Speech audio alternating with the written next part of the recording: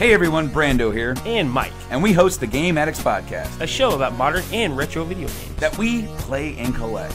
Now, here's some vital information for you. Our podcast is found on podcast services around the globe, such as iTunes, Podbean, Stitcher Radio, and YouTube. Check us out every Thursday for a new episode. But wait, there's more. If you pledge to the Journey into Comics Network Patreon, you get early access to the audio version of the show up to a week early. So what are you waiting for? It's time to level up and check out the Game Addicts Podcast today.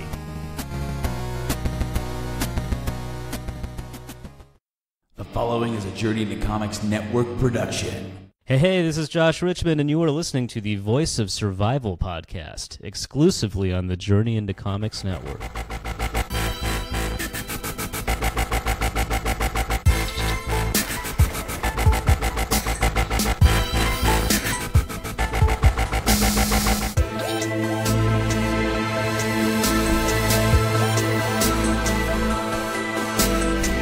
You're listening to the Voice of Survival podcast. Ladies and gentlemen, your host, Nate Phillips.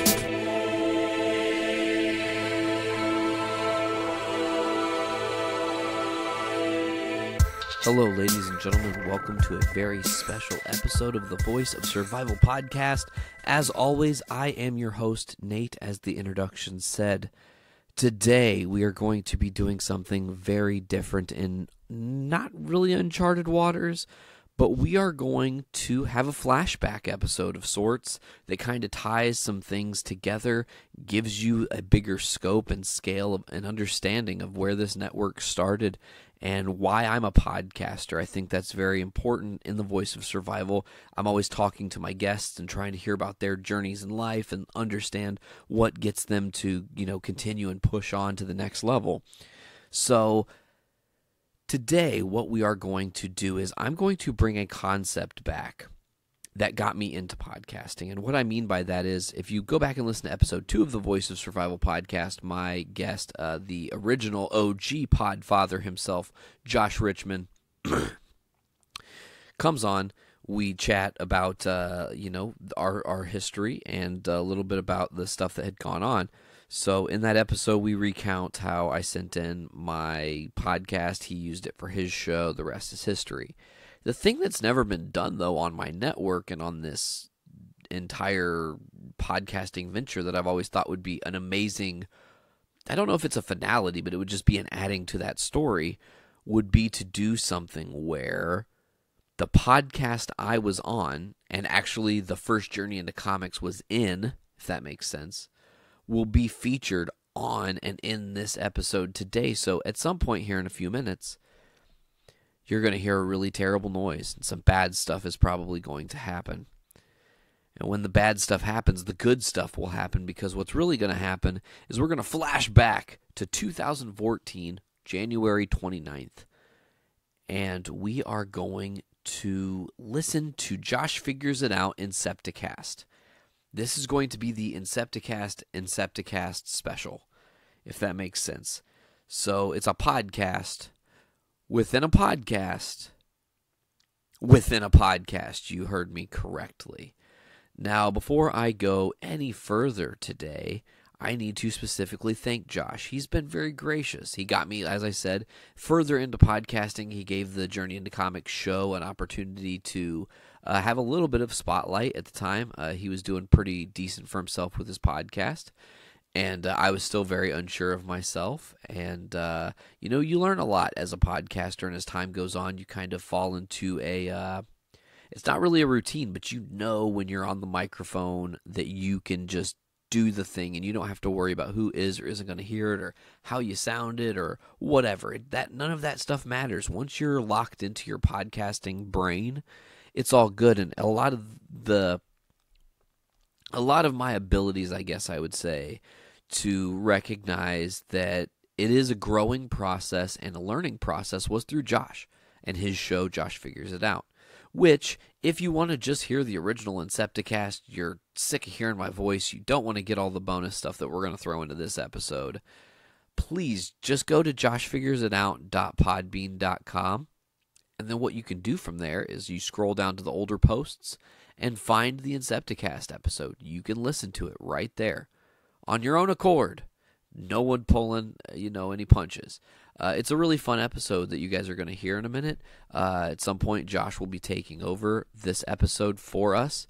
He will really be doing his show as a whole, which will then include the debut of Journey into Comics podcast. Then after that, it will actually feature, heard for the first time on this network, an interview with me by Josh, where he interviewed me about my podcast, and I'm sure I rambled and was terribly nervous at the time. I can actually tell you I was terribly nervous at the time and definitely unsure of myself. But the thing, and that's all fine. So the cool thing about this is that that's not all you're getting today, folks, because within this episode, I'm going to take you through a true dreamscape, and we're going to travel to another podcast within this podcast, within the podcast, within the podcast, within the podcast. I can't say it enough, within the podcast.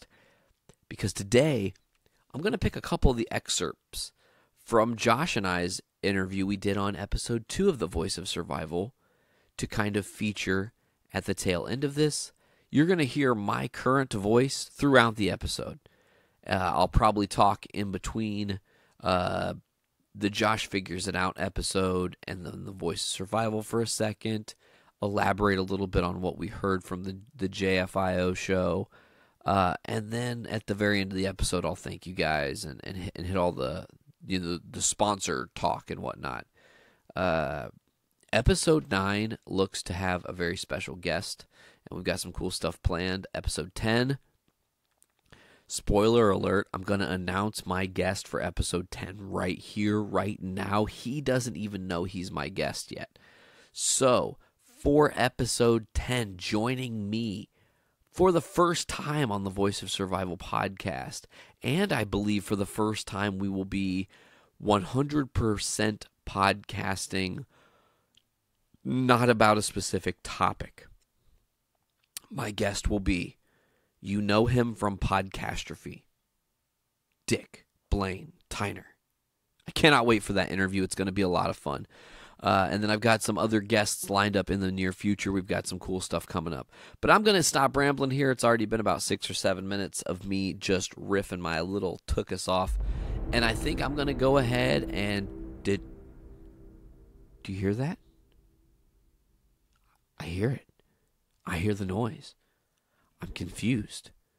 I'm scared even. I'm tired. I'm going to go to sleep now. But you don't go to sleep. Do you hear that, though? Really? Weird. It's super... Oh, no. It's the Incepticast.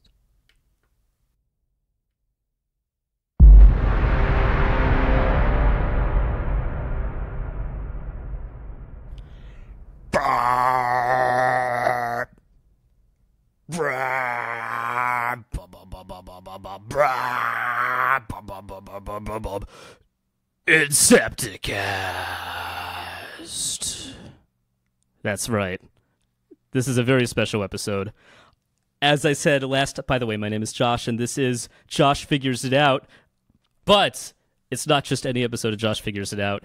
It is going to be one, as I teased last time, this is one of the 10 pilot ideas that I came up with back in episode 2 that I wanted to try out at some point. I already tried one. I did the episode with my dad a couple weeks ago. Now it's time for another one. It's a podcast within a podcast. Levels within levels. It is Incepticast. And that's fun to say. And it's also fun to do. Brah! I might just throw that in there at random spots. Even though I can already tell I should back off the microphone next time I do it. I think I might be blowing your guys' ears out. I apologize.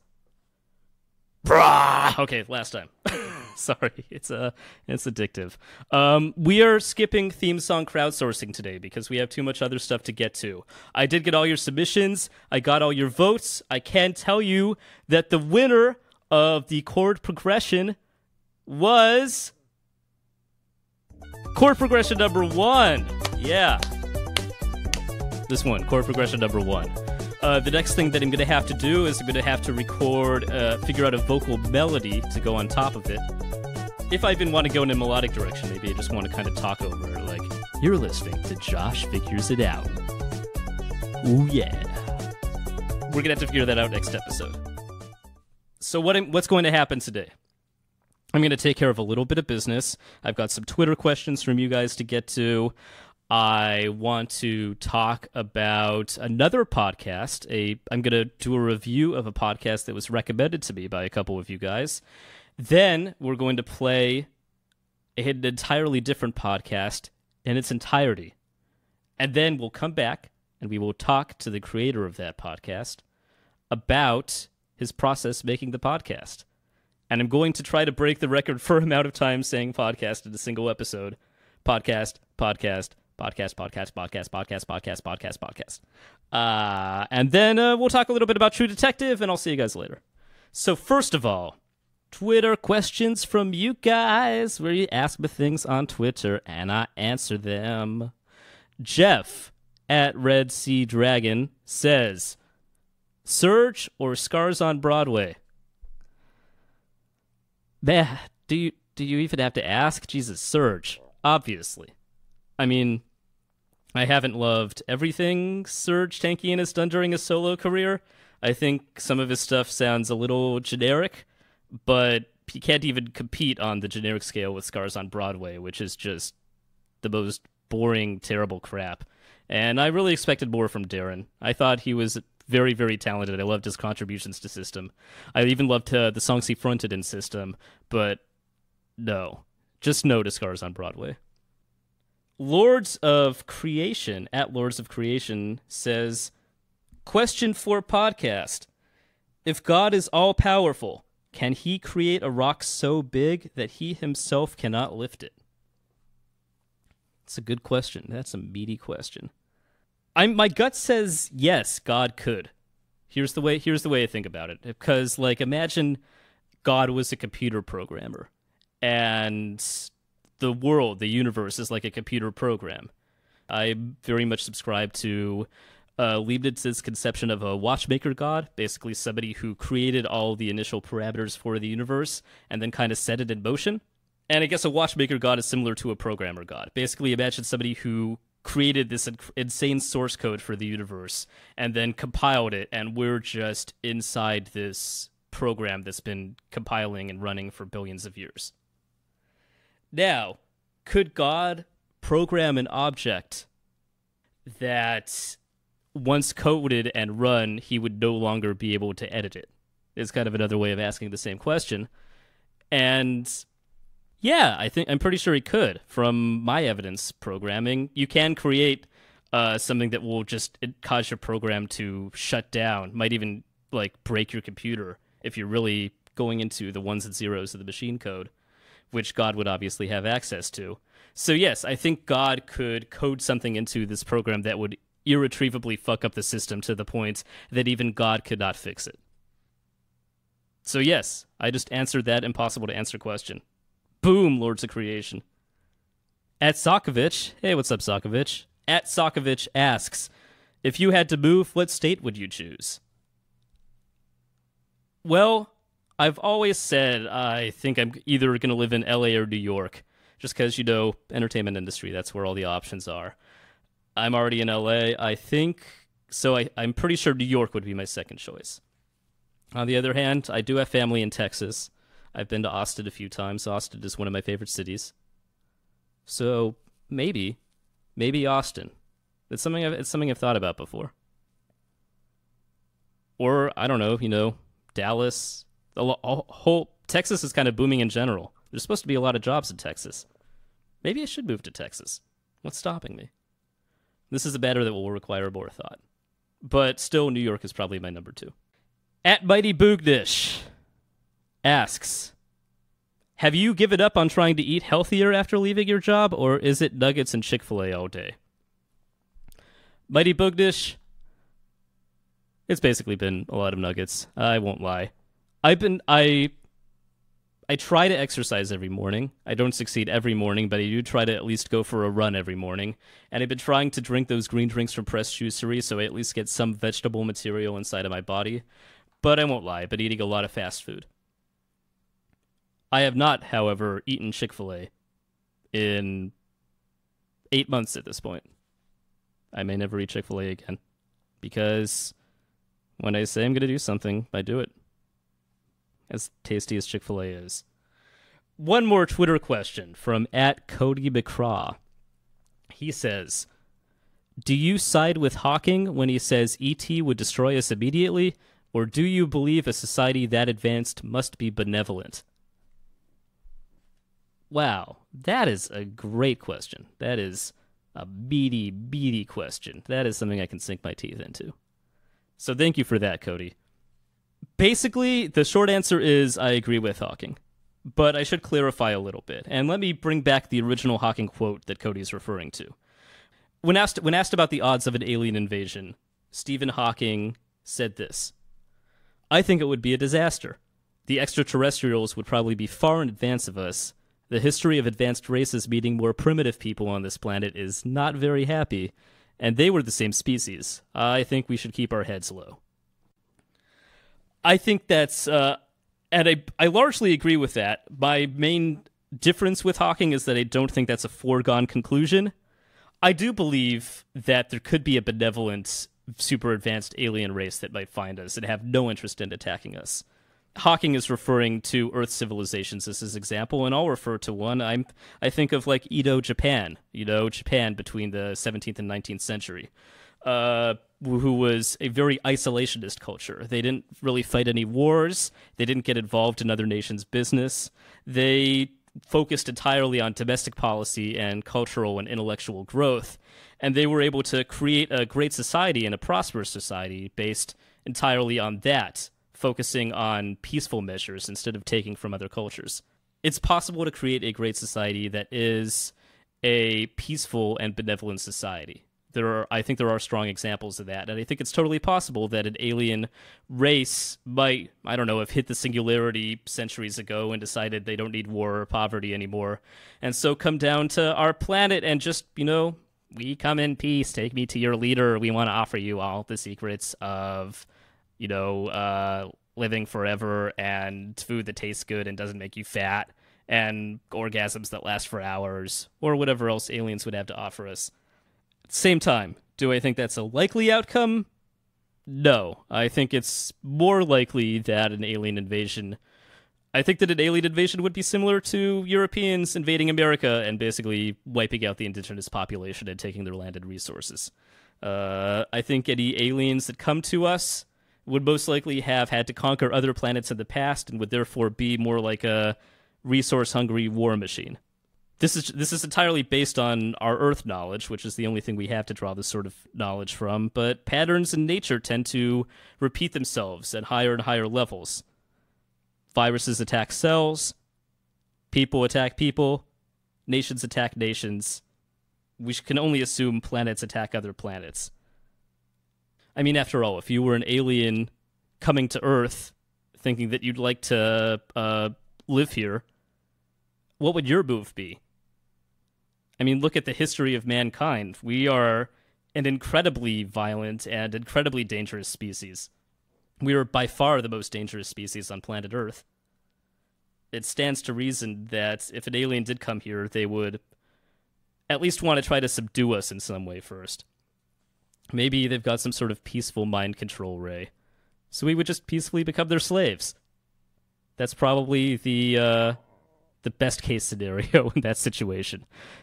But Hawking is, I think, right. Alien invasions are not likely to end well for us, and we should watch our backs if we're going to try to communicate with them. Great question, Cody. Now, before we dive into our podcast within a podcast, a couple of you guys tweeted me at Radio TFB a couple weeks ago and told me that this podcast, Josh Figures It Out, reminded me of another podcast they were a fan of called Wiretap on CBC. Fucking Canadian, God. So I I burrowed deep underground and I retrieved this podcast from the mole people and brought it back up to civilization and listened to a couple of episodes. Wiretap is hosted by Jonathan Goldstein, and every episode it's like 25, 26 minutes long, and it's a series of stories and interviews of people based around a central theme. The 2 episodes I listened to, the first one was kind of about the end of the world. It touched a little bit about the beat poet Gregory Corso's relationship with his mother late in his life. Then it started interviewing a cosmologist who was talking about the end of the universe. That segued into talking to an expert on Buddhism and their beliefs in death and reincarnation. And then a little tidbit about the host Goldstein was turning 45 soon and how that turned into his own thoughts on mortality. The second episode I listened to started with a guy who had this enormous teddy bear collection, which was actually pretty funny, and then kind of started riffing on the idea of a personal sanctuary in the middle of our chaotic lives. You know, a mom who discovered World of Warcraft and kind of became an elf and just lived peacefully in this Warcraft world. And then a couple of humor pieces about a guy who was stealing public bathroom keys so he could use their bathrooms, and a guy who built a portable cardboard house that he was walking around with. These kind of whimsical humor pieces, like fake phone conversations. Mostly, the first episode of this I loved. I think it was definitely the better of the 2. I mean, anything that combines cosmology and Buddhism is catnip to me. I loved that section that was talking about the different ways the universe could end. You know, he was focusing on the fact that the universe started with a big bang and is currently expanding, but could end with the universe retracting into a big crunch, and how he thought that might be a more satisfying ending than the other one he discussed, which was the big rip, which was the universe just keeps expanding and accelerating faster and faster until the fabric of space-time comes apart.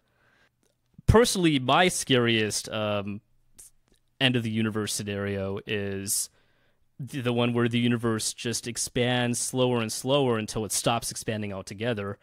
And then the second law of thermodynamics takes over, and because order always eventually becomes chaos, according to the second law of thermodynamics, everything drifts towards entropy.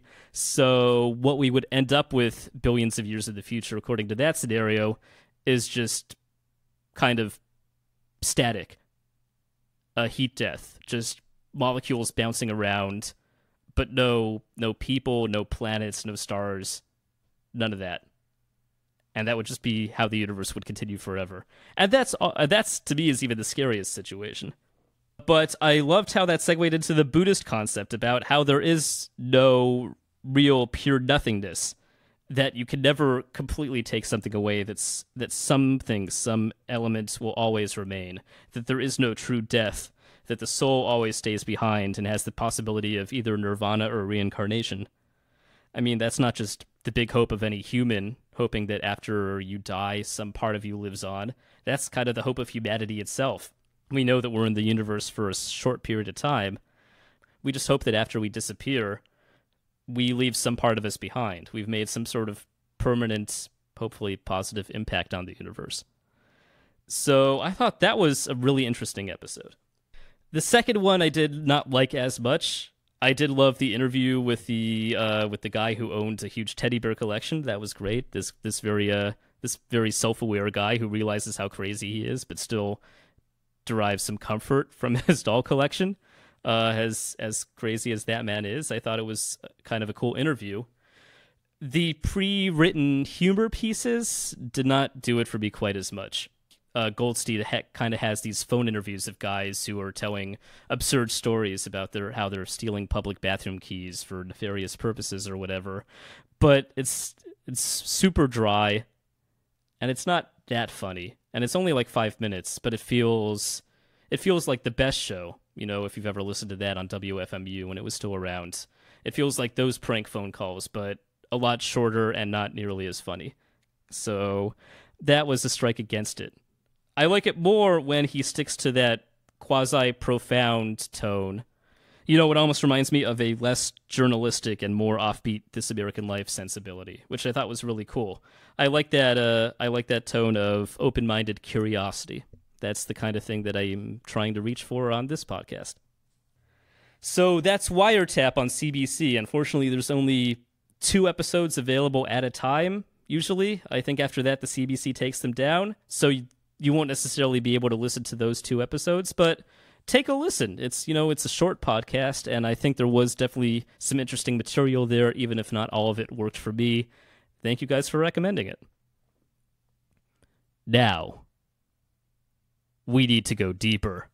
It's time to go down a level and plunge into the podcast within a podcast. And this first ever podcast within a podcast was sent to me by a guy named Nate.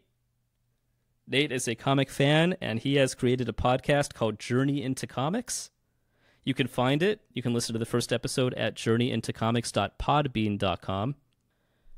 I am not going to say much more in introduction. I'm just going to descend a level into this podcast of a podcast, and then I'll see you guys on the other side. So, Nate, take it away.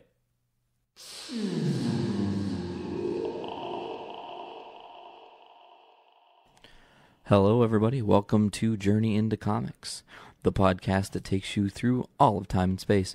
My name is Nate Phillips. If you don't know me, I come from a small town of about 6,000 people. Not a lot to do there. I was born and raised in said small town, currently living in the Chicagoland area, and I am a dealer of blackjack. Now, that being said, let's start with work. Having a job fucking sucks, but it's awesome because you make money, and money is good and evil all at once. Being that I work at a casino, there's a lot of, I don't know how you would word it. There's a lot of strange things that happen. I've seen people walk up with $10,000 and in 1 or 2 hands of blackjack, they have $0 in front of them. And in my head, I'm going, wow, that was the entire total of my collective debt. Way to make me feel fucking tiny, you piece of shit. And then I've also had success stories where people are first-time gamblers, don't know what they're doing, they're just having fun. They walk away making $700, $800, $900, and they're the most excited I've ever seen a person. They thank you a million times because it's this great thing. And then at the same time, those same people could very well become the kind of people that get bamboozled and end up being addicted to gambling, which is a real thing. You can very well become addicted to gambling because a lot of the way that the people who, in fact, gamble look at it is, I've lost this much. So if I can come in and make up that big of a loss, then I'll have my money back from the casino and I don't ever need to go back. But the problem is they never make their money back. If you talk to the average gambler, they would probably say they buy in per night at $500. So if they lose $500 in 5 days, $2,500, okay? Now they're chasing $2,500. So in a month, they go from losing $500 to, what is it, like $35,000, I think would maybe be the total. 500 times 30, we'll call 30 the average. And 5 times 3, how about, redo my math. Wow, showing that I work at a casino. That would be $15,000, okay, that they lose in a month collectively. So now, in a year, in the first month of the year, they are chasing $15,000. Sometimes people get it back. They get lucky. They make a shoot ton of money. I intentionally, censored myself there. Whatever, I don't care. But they make a ton of money, and then they leave, and they never come back. But for the most part, people are hooked on gambling because they never will get the experience of their first win again, and that's all they want. At the end of the day, all those people want is to feel the feeling they got the first time they stepped into the casino and made money. To me, that is a impossible task. Because here's the thing. When you go into a casino for the first time and you've never gambled before, especially on table games, there's a lot of really blind luck. Just stupidity. You know? So, that being said, you don't know what you're doing, and all of a sudden, if there's a lot of money in front of you, and obviously the word a lot of money can vary between person to person. What may be $1,500 is a lot to one person. That might be, clown shoes to another person. Dogma reference. So, back at it. Let's go ahead and talk a little bit about everything else. I have been in a band for 10 years. I've been making music for 10 years with the same band. We've had a few member changes. That's kind of cool. We're not the greatest thing since sliced bread. We're just doing it to have fun. It's for the love of music. It's not because I want to make I do want to make $20 billion. If anybody would like to pay for $20 billion, to pay me $20 billion, I'd be more than happy. I don't see that happening, though.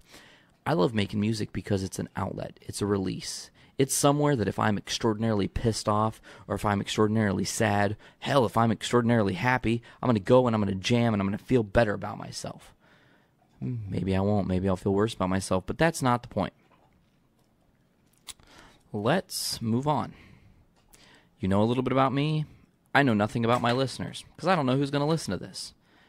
I might have 200 people listen to it. I might have 2,000 people listen to this, and it doesn't matter to me. I just want to talk. I like to talk. It's what I do for a living. I mean, 60% of me dealing at a casino is talking to people. I have to reassure them that, hey, it's okay. You lost your money. It's okay. We can always get it back. I always tell that to my players. We can get the money back. You just have to have one good shoe. You just have to have one good hand. You just have to know when to bet the right amount. You got to know when to hold them and know when to fold them. I don't know who fucking wrote that stupid song, but it's in my head. Anyways, I want to talk a little bit about, initially, I was going to call this podcast My Comic Book Life, and focus mainly on just me and comic books. And that's a part of me, but there's so much more. But I'm going to go ahead and shed some light on my affinity and love for comics and go from there. So I live up in the Chicagoland area with my girlfriend. Most of you know her as the Woodswoman, a.k.a. Sarah. And because of her dad, I got into collecting comics on an extreme level. He started collecting the Amazing Spider-Man series. There are 700 issues of the Amazing Spider-Man, and also with that, there are 5, 6, 7 point issues where it was not actually a number, like it was like 700.1, 700.2. That it was like, hey, this isn't really the story, but this is a little side story that'll just be fun for you to read that we didn't want to try to fit into the main story, right? So he started collecting them and had a list, and he's like just on a piece of paper just wrote out like what ones he had, and then I, with my extreme OCD, went on Photoshop and I made a really nice professional list. If you would like that list and you know where to find me, I will gladly send you a file of that list so you can print it off for yourself for your own checklist, right? So I make this really elaborate, very nice checklist, and with that being said, the checklist, I start filling it out, and then I'm like, wow, there's so many holes. Let's fix that. So I went on a binge, and really, I bought way too many comics way too fast and was kind of stupid. I didn't really think about it. I'm a lot smarter now, but whatever, that's in the past. Here's the present. That moment of collecting comics with him, which we still do. We still collect Amazing Spider-Mans and the original X-Men and the Avengers, Fantastic Four, Tales to Astonish / The Incredible Hulk. They bled into each other. But really, from there, I wanted to start my own collection and have all of whatever I wanted to collect. So I jumped onto the all-new Marvel launching point they had last year, I think it was, early last year, like November or October, something like that. Anyways, started collecting all new X-Men, which is phenomenal. If you don't have it, give it a read. You will not be disappointed. It's a very interesting take on the X-Men. And then I also started collecting Superior Spider-Man, which a lot of that came from reading the end of Amazing Spider-Man. The Amazing Spider-Man ends, and as soon as it ended, the beginning of Superior Spider-Man starts, and Superior Spider-Man is brilliant. They're going to probably end Superior Spider-Man around issues 30 or 31 or 35. Somewhere they're planning on ending it, and they're going to bring Amazing Spider-Man back. So essentially, it's going to be Amazing Spider-Man, Superior Spider-Man, back to Amazing Spider-Man. Really cool. So I started collecting Superior Spider-Mans. I have all of them to date. Still working on the variants. I upon collecting this, started talking Pat into, hey, we should go for some of the harder to get, rarer Amazing Spider-Mans. Now, we've ended up with some great ones.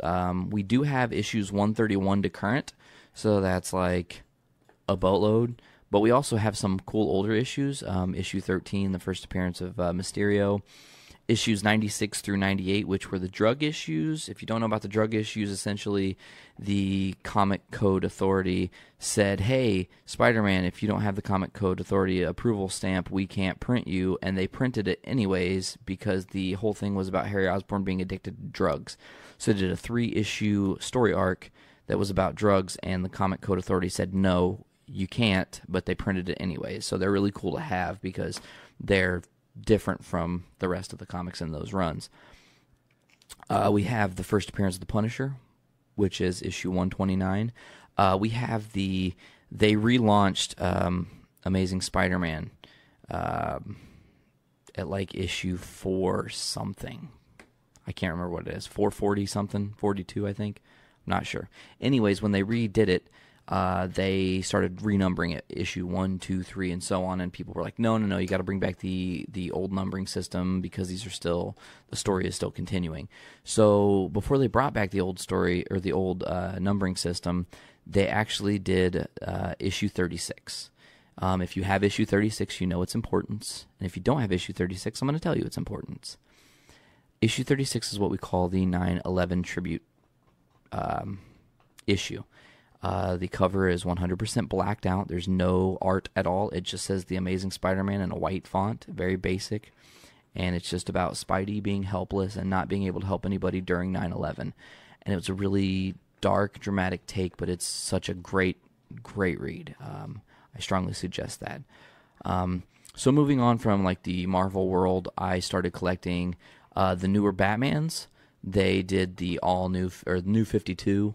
DC did their relaunch before Marvel did, but they did New 52, and I pretty much only read Batman. I know that's kind of biased of me, so I read like Batman, Batman the Dark Knight, Batman and Robin, which has become Batman and fill in the blank, don't ask why, and Detective Comics Batman. So from there, in doing all this, my buddy said, hey, do you watch The Walking Dead? And I was like, no, at the time, I couldn't get into the show. And he's like, dude, read the comics first and you'll totally love it. So he gave me a flash drive with all the comics on it, issues 1 to like issue 105, I think. And in 4 days, I read all the issues. Every single issue, everything. I knew everything about the show, and I had watched the show. I had read the comics. Everything was taken care of. I was an expert on The Walking Dead in 4 days. Then came the rain. I started collecting The Walking Deads. What a trip. In 1 year, I have collected 116 issues of The Walking Dead out of 118. The only two I don't have are issues 1 and 2, which I would gladly take as donation. If you have a first print, I would be greatly appreciated. The first print the first issue only had 7,300 in its first run. So that means there were 7,300 comics printed of issue 1, and that was it. They did a couple reprints. I'm not into reprints. I like first print. That's how I am. Issue 2 had 6,100 roughly printed of it, and that was pretty low run as well. They're really pricey. They're the only two I don't have. But again, if you would like to donate to me, I will not say no, obviously. So that's a little bit about my comics. It's a lot of fun to be a collector of comics, but it's also like a job. And I say that because it's a job. You have to keep on it. You can't say, oh, I'll pick up those issues in a few weeks. Don't worry about it. Because guess what? In a few weeks, those issues might be gone, and then you're hunting on eBay. Then you got to do all that jazz. If you buy it at base price, if you buy it the day it comes out, no matter what, you're going to spend less money than if you have to go on eBay a week or 3 weeks later when, oh shit, some first appearance I didn't know was going to be important came out on this specific issue. I need to catch it. So back to catching those issues. So it's a lot of fun to be a collector, but it's a lot of stress. I don't just collect comics. I collect video games. I collect collector's editions of things.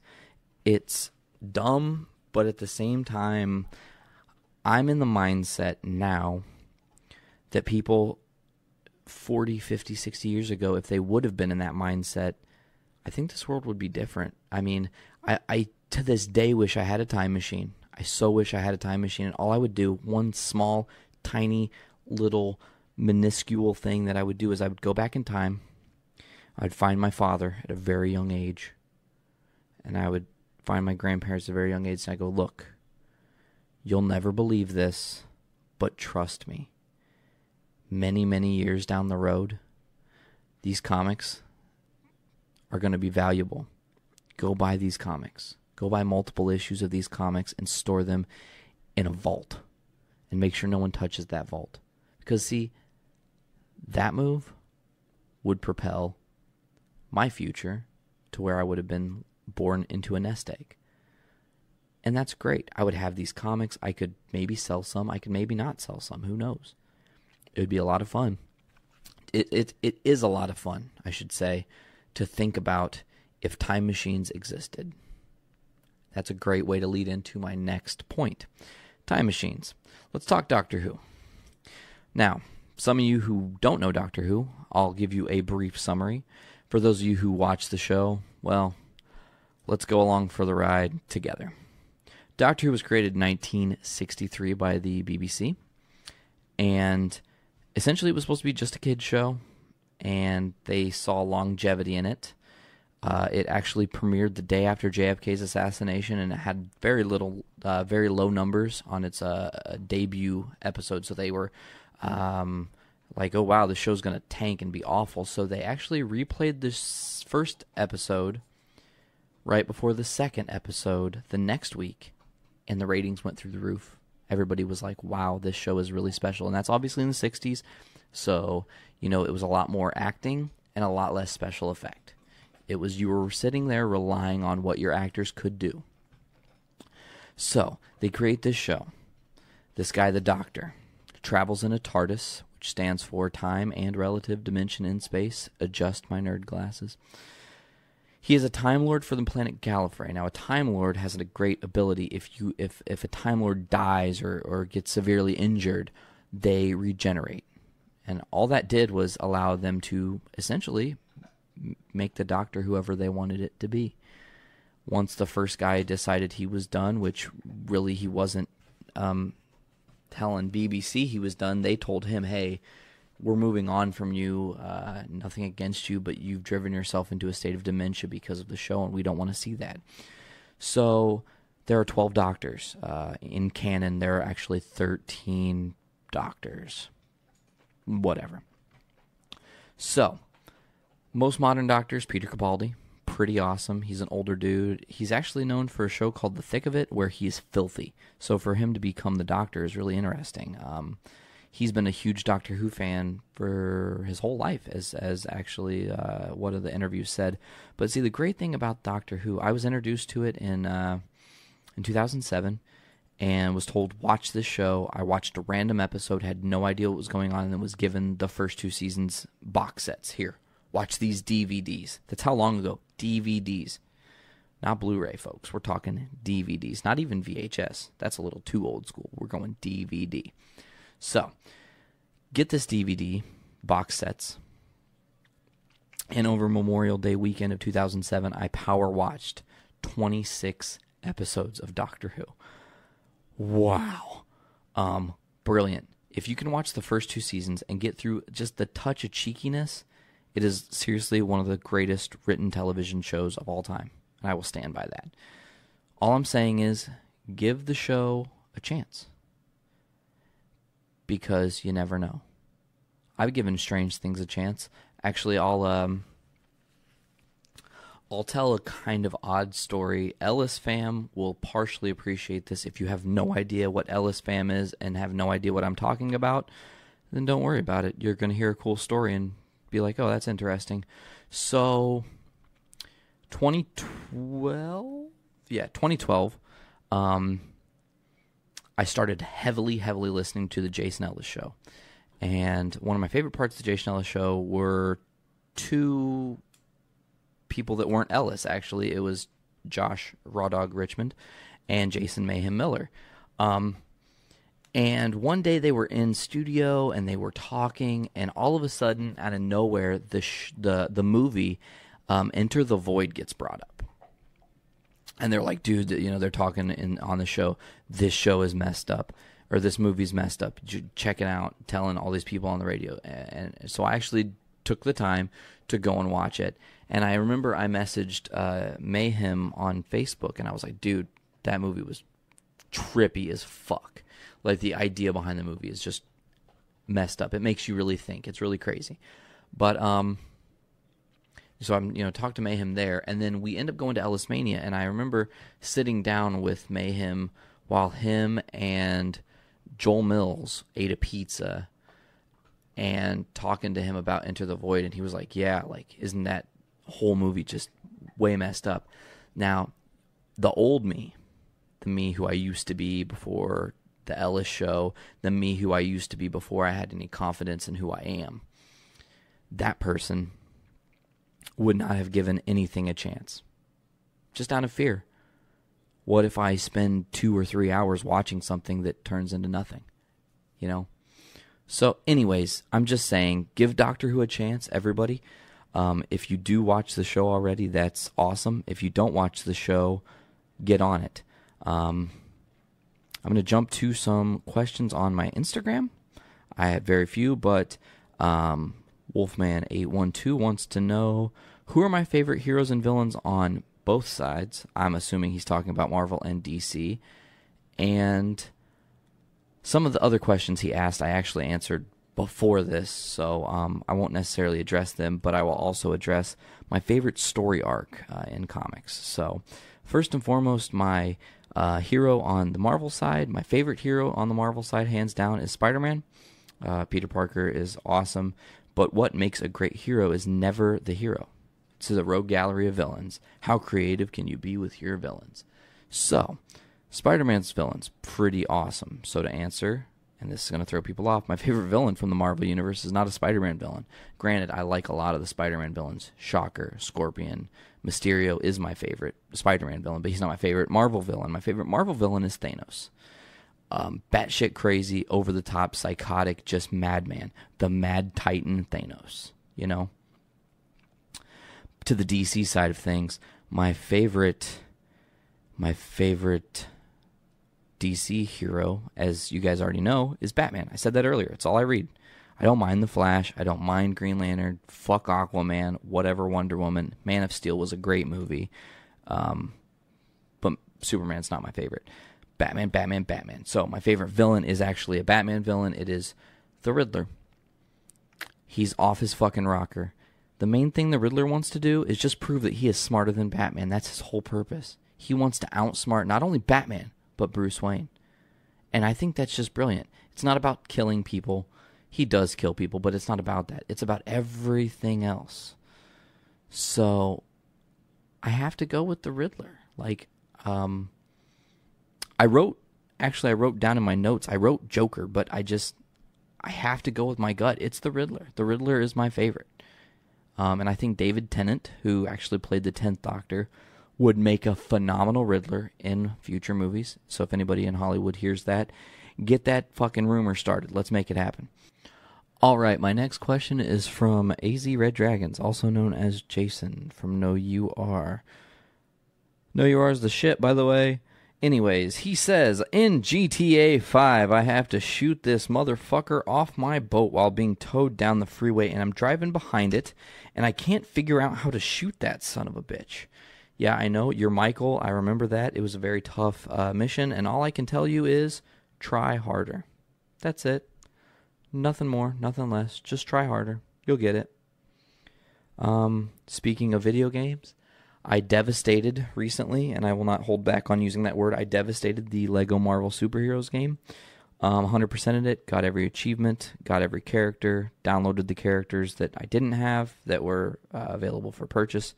Microtransactions, the wave of the future. Anyways, I want to end my podcast by thanking all the people that got me here so far in this life. My parents, obviously.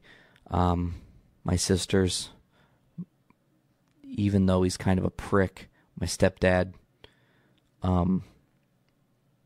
Sarah, my wolf pack, my bandmates, Ellis fam, the Wolf Knives.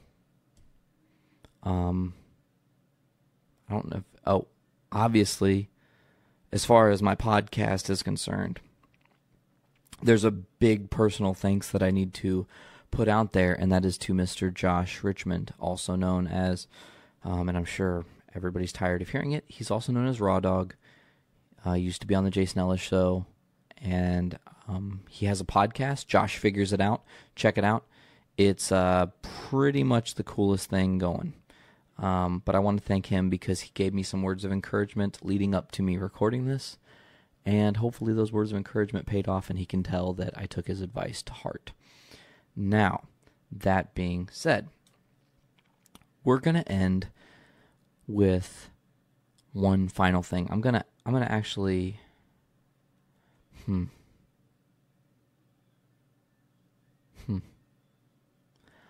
gonna actually let everyone ponder this question.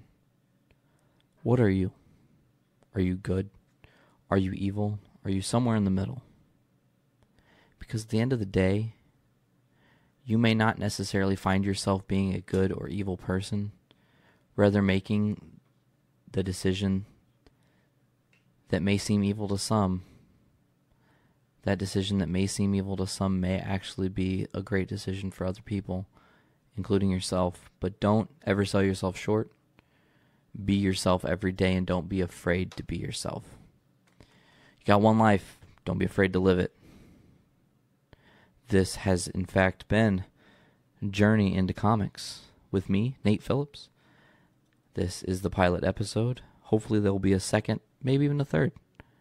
Thank you guys very much. Take care. And on that note, later.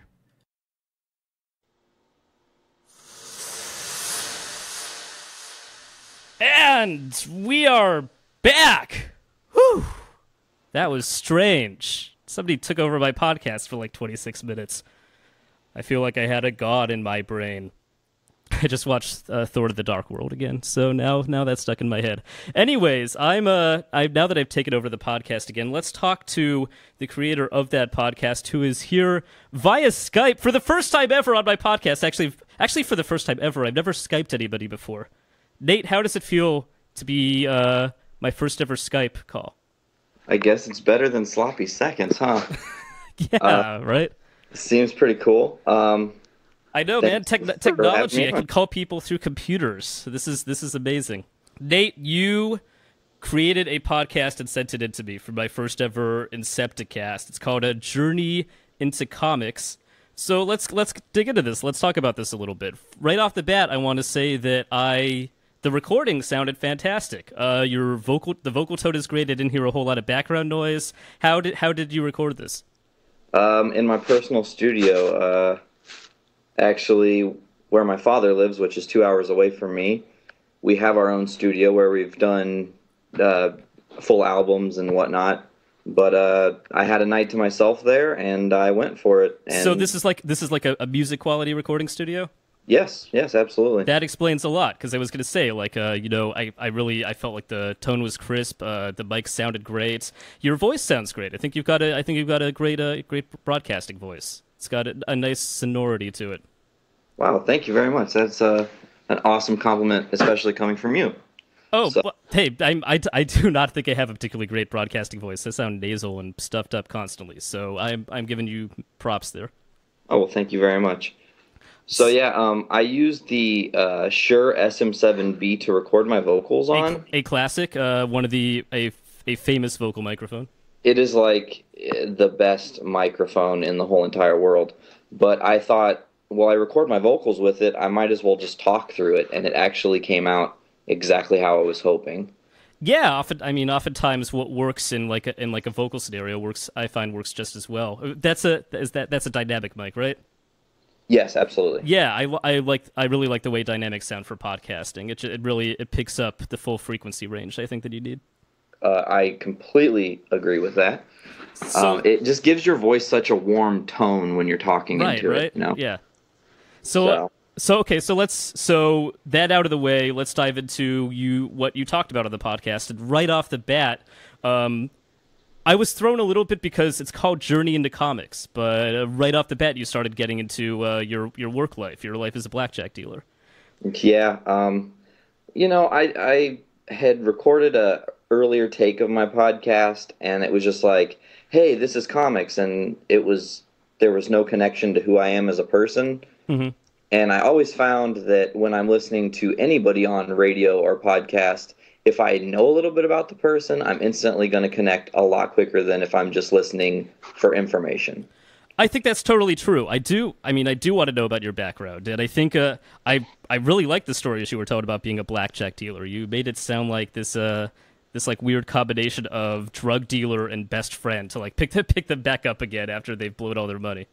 It really is. The only thing about the dealing is like my schedule is so messed up. I'm working 7 p.m. to 5 a.m. every day, so like my concept of morning is like late afternoon for most people. Well, and you're in a casino, which traditionally, like you don't see any clocks and there's no natural light, so it just feels like this like eternal day. That probably does throw you.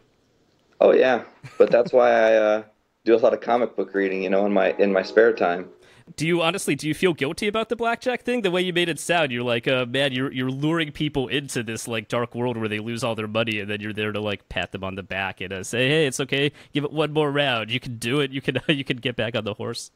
It just depends how you look at it. Some days I do definitely feel sorry for certain people that gamble, especially newbies that don't really know what's going on. But as far as what we call regular gamblers that I see every night when I'm at work, I mean, I guess you figure they know what they're getting into. They absolutely know what they're getting into, and if they have an attitude and they're angry, they're only mad at themselves. They just don't realize it. Right. Oh, do people like yell at you all the time, like you oh motherfucker? Oh yeah. My favorite thing to come back with people is they try to say something insulting, and it's usually they're not trying too hard, and I'm like, look, if you're going to insult me, you're going to have to try harder. My mother said worse to me. Do you ever get accused of cheating? Yeah, actually, I have people. Sometimes there are shuffle machines for the cards. Not always. Certain games don't have those. Right. But sometimes people will be like, "Oh, that machine knows how to deal the cards," and I'm like, "Do you understand that it's a binary code and like it doesn't know how many people are on this game? It doesn't know what the dealer's position is on the game." Right. It's not like sorting cards to screw you out of money. That's like impossible. Exactly. It's literally just house advantage. So I thought that stuff was fascinating. I really liked hearing about your career. I did think that was an odd choice to start off your first episode. Oftentimes what I like to hear from like a pilot episode of a podcast, you're right that you want to hear something about the person, but I think what you want to hear most of all is kind of outlining the vision for the podcast, what this is going to be about, what this is, what sort of material you're going to be talking about. And at first I didn't really hear that, so I was unsure what I was listening to, especially because it wasn't comic related. Yeah, that's true. I mean, when I first recorded my first take of the pilot, I initially was going to call it My Comic Book Life because it kind of tied in my personal life with what I enjoy, but then I thought, well, that could throw people off because I'm going to mainly talk about comic books and nerdy video games and such, Is it kind of like you're talking about your life like through the prism of comics or through the prism of your interests? Well, yes, and no. I find that I connect to, in the podcast I talked a little bit about like my collecting, and that is such a big part of who I am outside of comics. Right. I'm very much a completionist, so when it comes to doing something, I go as hard as I can to make sure it's as great as it can be.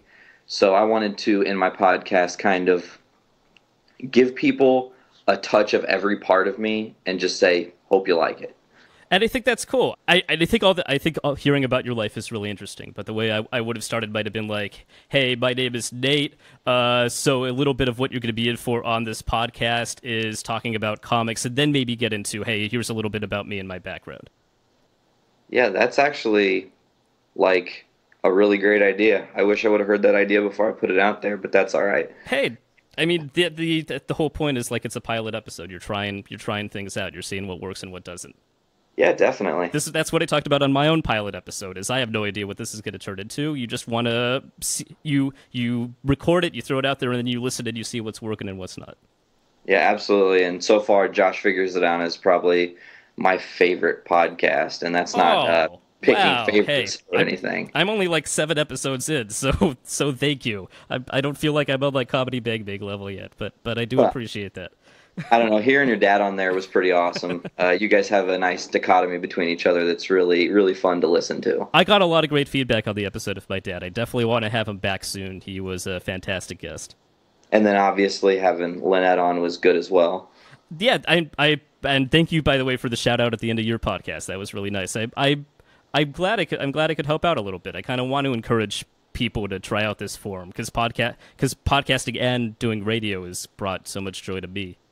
Yeah, no, absolutely. And obviously you're being a part of the show for as long as you were, and you touched a lot of people's lives maybe more than you realize.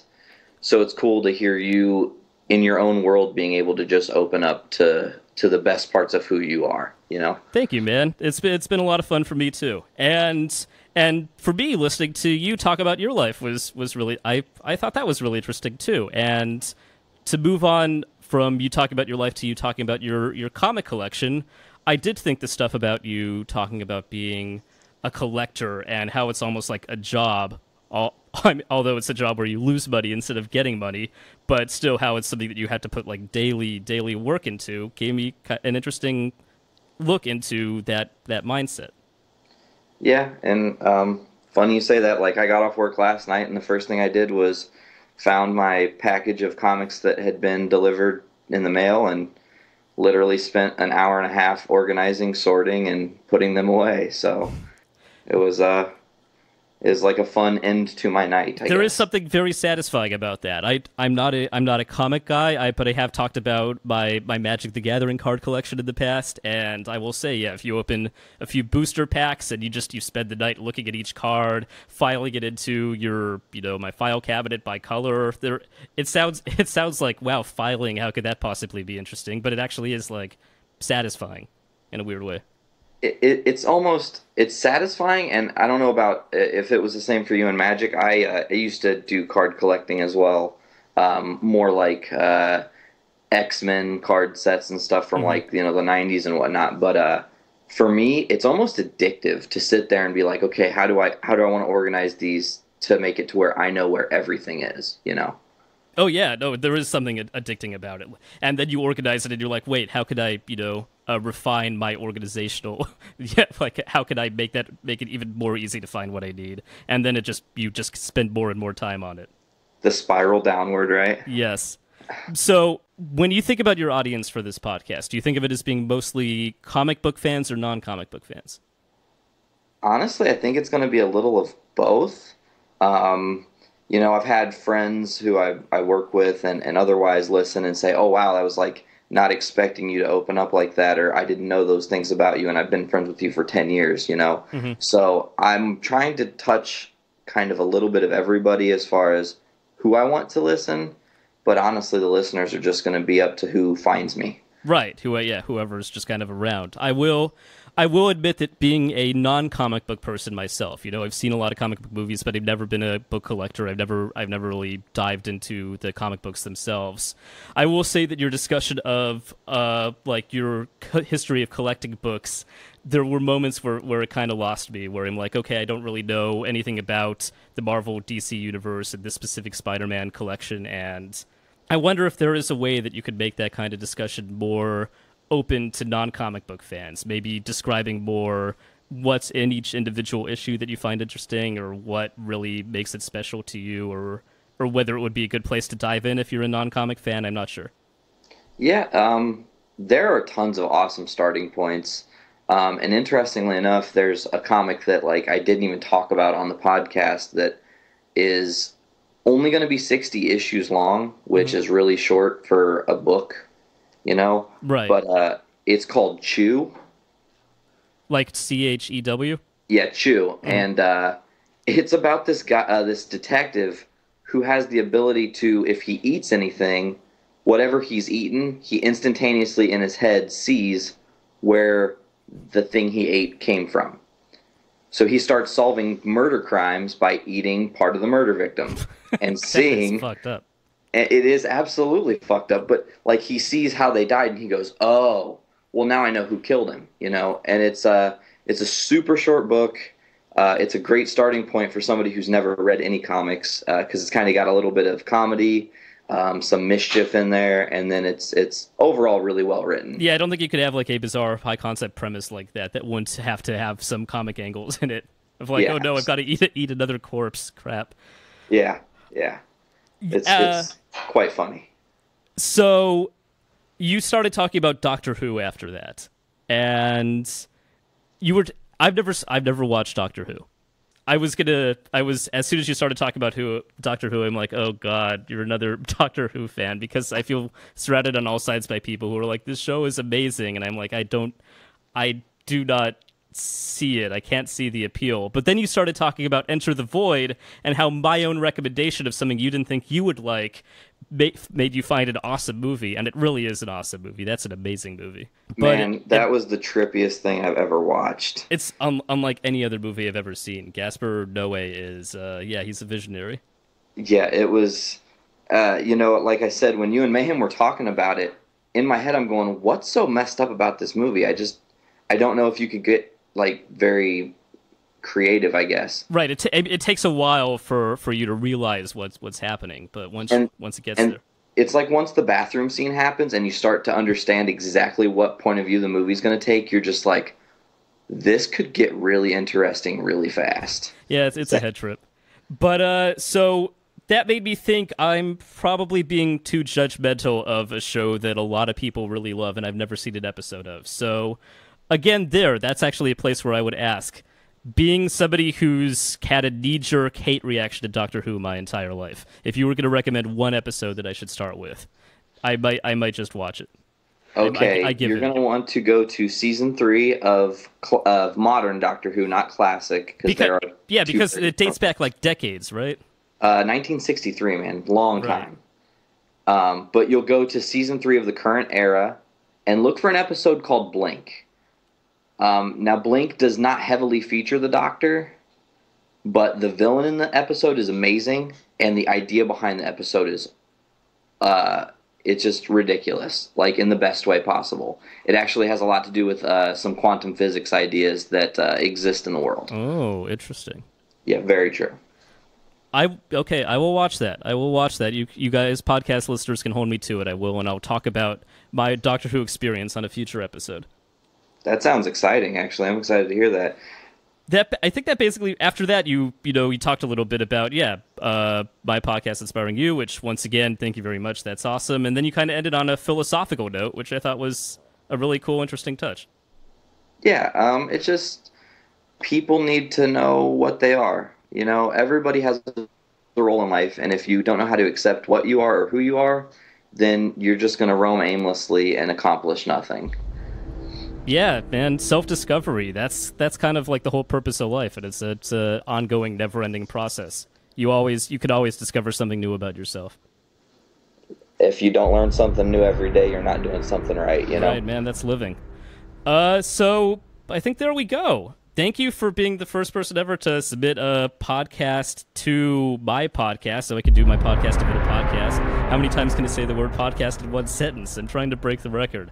But Nate, thank you for your submission. Thank you for talking about making a podcast of me.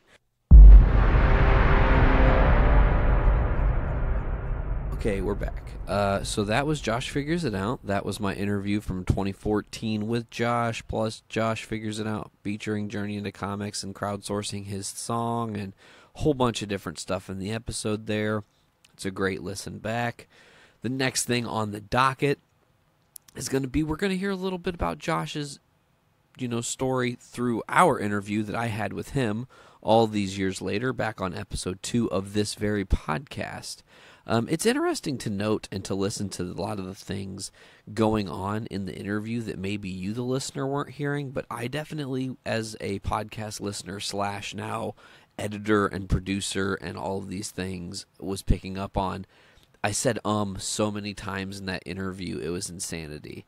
And I'm trying to help culture a world where we say less ums and less likes. Those are words that are like, as I just did it right there. I just did it like, right, like, fucking there, like. Okay.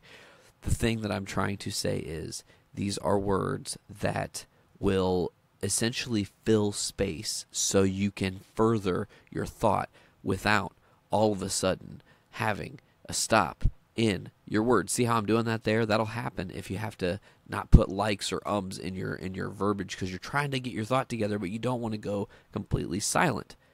It's a hard thing to do in a podcast. So as I said, the next thing that's going to come up now is going to be some clips from Josh and I's conversation. Actually, as of right now, when I'm recording this part of the show, if we're going to go a little behind the scenes on it, actually, I don't know what I'm going to pick from the show. Like, I'm not sure what parts of our conversation will be utilized. Another thing is this is going to make for a very weird and interesting, what do you call it? Oh, for the best of show that we do, because I don't know what of this show is really the quote-unquote best when it's all just stuff that's being revisited. Because this is, like I said, just a special. We're taking kind of a look, a reflective, retrospective, as it were, at the start of my podcasting journey. We are nearing here only a few short months out from my 4-year anniversary in podcasting, which is really crazy to think about that I've done it for this long, this consistently. Started this whole network thing and have been having a blast doing it. And of course, I love that all my friends have joined in on the fun and are doing that as well, and that we've got listeners all around the world. So now what's going to happen is past Nate from episode 2 of the Voice of Survival podcast will take over. He's going to come in and talk about some stuff with Josh, and then when they're done talking about some stuff, I'm going to come back, close out this episode. We'll send you guys on your happy way. All right, so take it away, previous me.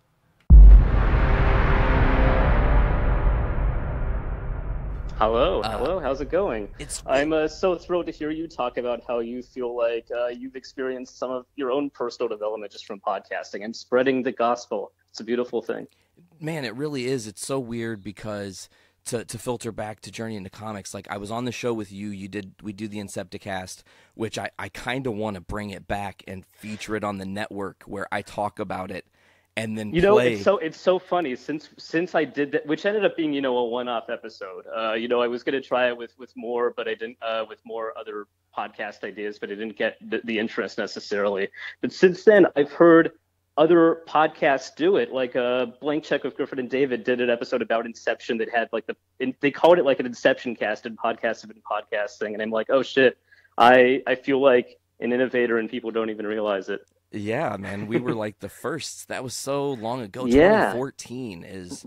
The world was a very different place, Nate. It was a safer in so many place ways. for sure. That's one way to say it. But it's funny to me because from the spark that you gave me for podcasting, it's funny because Brandon always says that I gave him the ball to podcast and then he ran with it and then started a bunch of other podcasts that then made me want to start another podcast and then another and then another. So then it was like, well, fuck, we've got all these shows. We might as well just have a network. We just did our 150th episode of Journey into Comics, and it was like time to evolve. So my first guest for The Voice of Survival, if you guys are listening back, was Sarah. But in a really awesome, cool finality of a loop, Josh, I finally have you on a podcast, man, and I'm so excited to have you on today.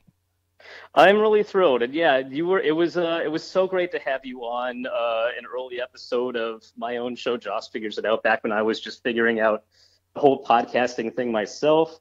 After years of doing radio and then trying to strike out and figuring out all the editing and recording and hosting a show solo and all that, and I appreciate so much that you did it. So of course I'm happy to return the favor. Yeah, man. So let's get down to the gravy today. My show, Voice of Survival, is not about me. It's always about my guest, and I've talked enough about myself today. So let's get down to brass tacks, Josh. Sure. Right now, I'm going to ask you a question. Maybe you're not prepared, maybe you are. But Okay. I want to know where your journey into podcasting begins, because I really feel like that's a part of the puzzle I don't know. I don't know when it all started for you and what even got you into radio. I mean, I'm pretty sure you went to college to do communications, right?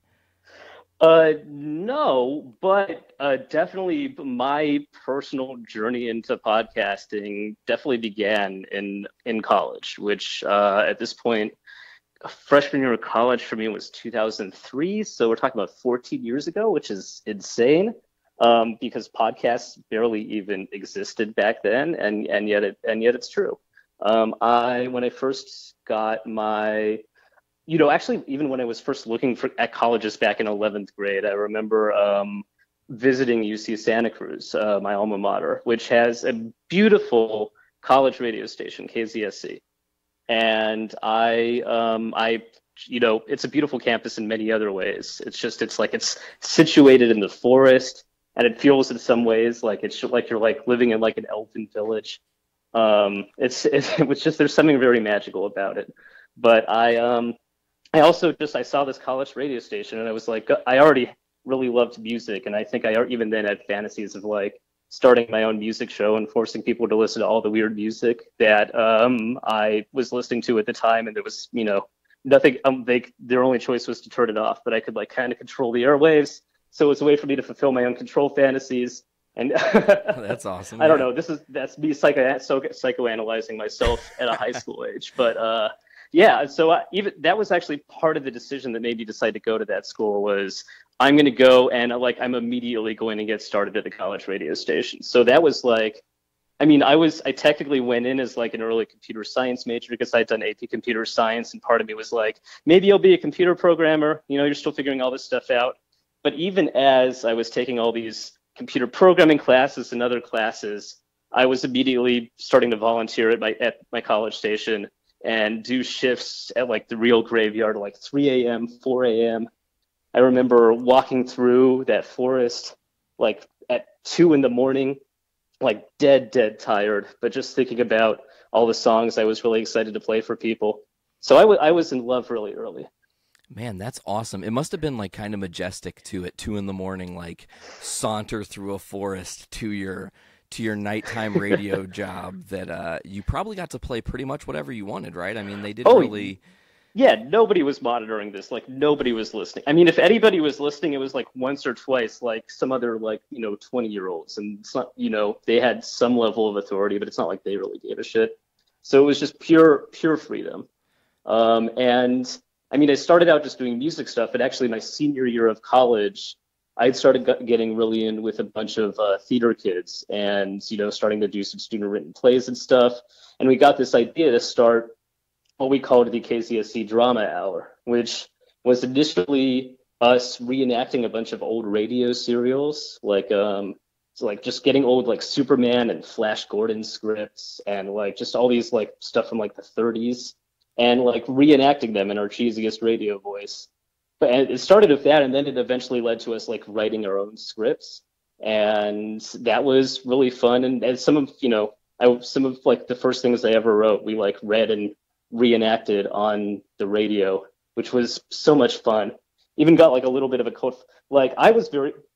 This is an early example of me kind of spreading the bug because I started this show and then I left college about 6 months later, but this show kept going for about 3 years after I was gone, with just a rotating cast of people who had all kind of gotten the radio bug from this thing I'd started, which made me feel very good. So this is something that I think I've always inadvertently done throughout my career so far, is get other people kind of hooked on the magic of radio, which gives me a fuzzy feeling. I think I'm going to call you the Podfather from now on. Oh boy, I don't even know if I deserve that title. No, but please. man, listen, you got to think about it from my perspective. I'm not talking in the grand scheme of all the podcasts in the world, but your show spawned my show, and now there are 8 shows, and there are more. That's true. Coming down the pipe, and now you have a whole, like, you're a part of Earwolf, and that's That's crazy. I mean, we can get to that in a minute, but let's we'll eventually get there. But no, I mean, God, Stern, Adam Carolla, Mark Maron, all these people are like the real godfathers of everything we do. Oh yeah, but man. And, like Joe Rogan just did episode 1000. That's truly unbelievable. And man, like Rogan. I think Carolla just hit 2000 like 6 months ago or something. Yeah, and Carolla too. In high school, I listened to Loveline like every night for a couple of years. I was hooked on Loveline. I loved that show back in the Dr. Drew and Adam days. So he was one of the first radio people I ever really loved.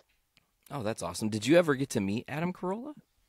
I did. He was on the Yellow Show once when back when I was doing it. Yeah, it was I think just one time, but yeah, that was a lot of fun. So that's a cool experience.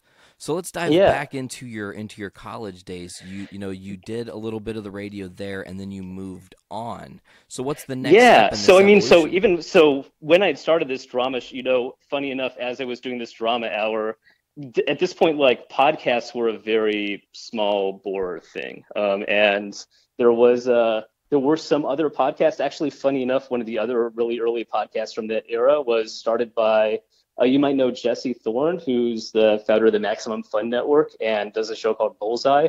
But at the time, he was doing a show called The Sound of Young America, also at KZSC. So this is a station that has spawned a couple of podcast innovators, if I could even put myself in the same company as Jesse Thorne, which I'm apparently doing. So this was, yeah. So like this was kind of back before podcasts. I think of college radio in that era, in like the early 2000s era, as kind of the incubation for the current generation of like a lot of podcasters, along with, obviously comedians, and it came from a lot of different places, but that was one of those places. But immediately after college, I thought that, once again, you can never predict your path. I thought I was going to be a music recording engineer. I'd taken a bunch of recording classes. I was looking at internships there. But on a whim, I applied to be an intern at SiriusXM.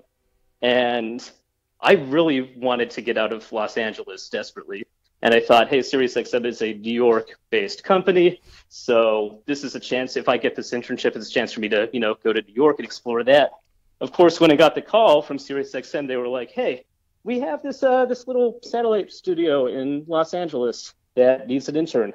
And there's not a lot going on there yet. Really, we just have this one show called The Jason Ellis Show that you could help out with. And I was like, okay, I guess I'll stick around here and do that. And then I'll get into the music thing. After my 3-month internship is over. Of course, my 3-month internship turned into a 6-year stint, amazingly enough. Man, that must be a crazy thing for you, that you're okay, I'm gonna apply at Sirius. And it's one of those things, I know, because I'm just I don't put myself out there either a lot of times. You were probably thinking like, there's no way that Sirius will even respond to this, whatever, it's not a big deal. So I had enough of an ego that I thought, there's a pretty decent chance that they'll take my internship. But I definitely did not think that the internship would lead to me getting hired by any stretch. And then also it being, of all places, in LA. Right, exactly.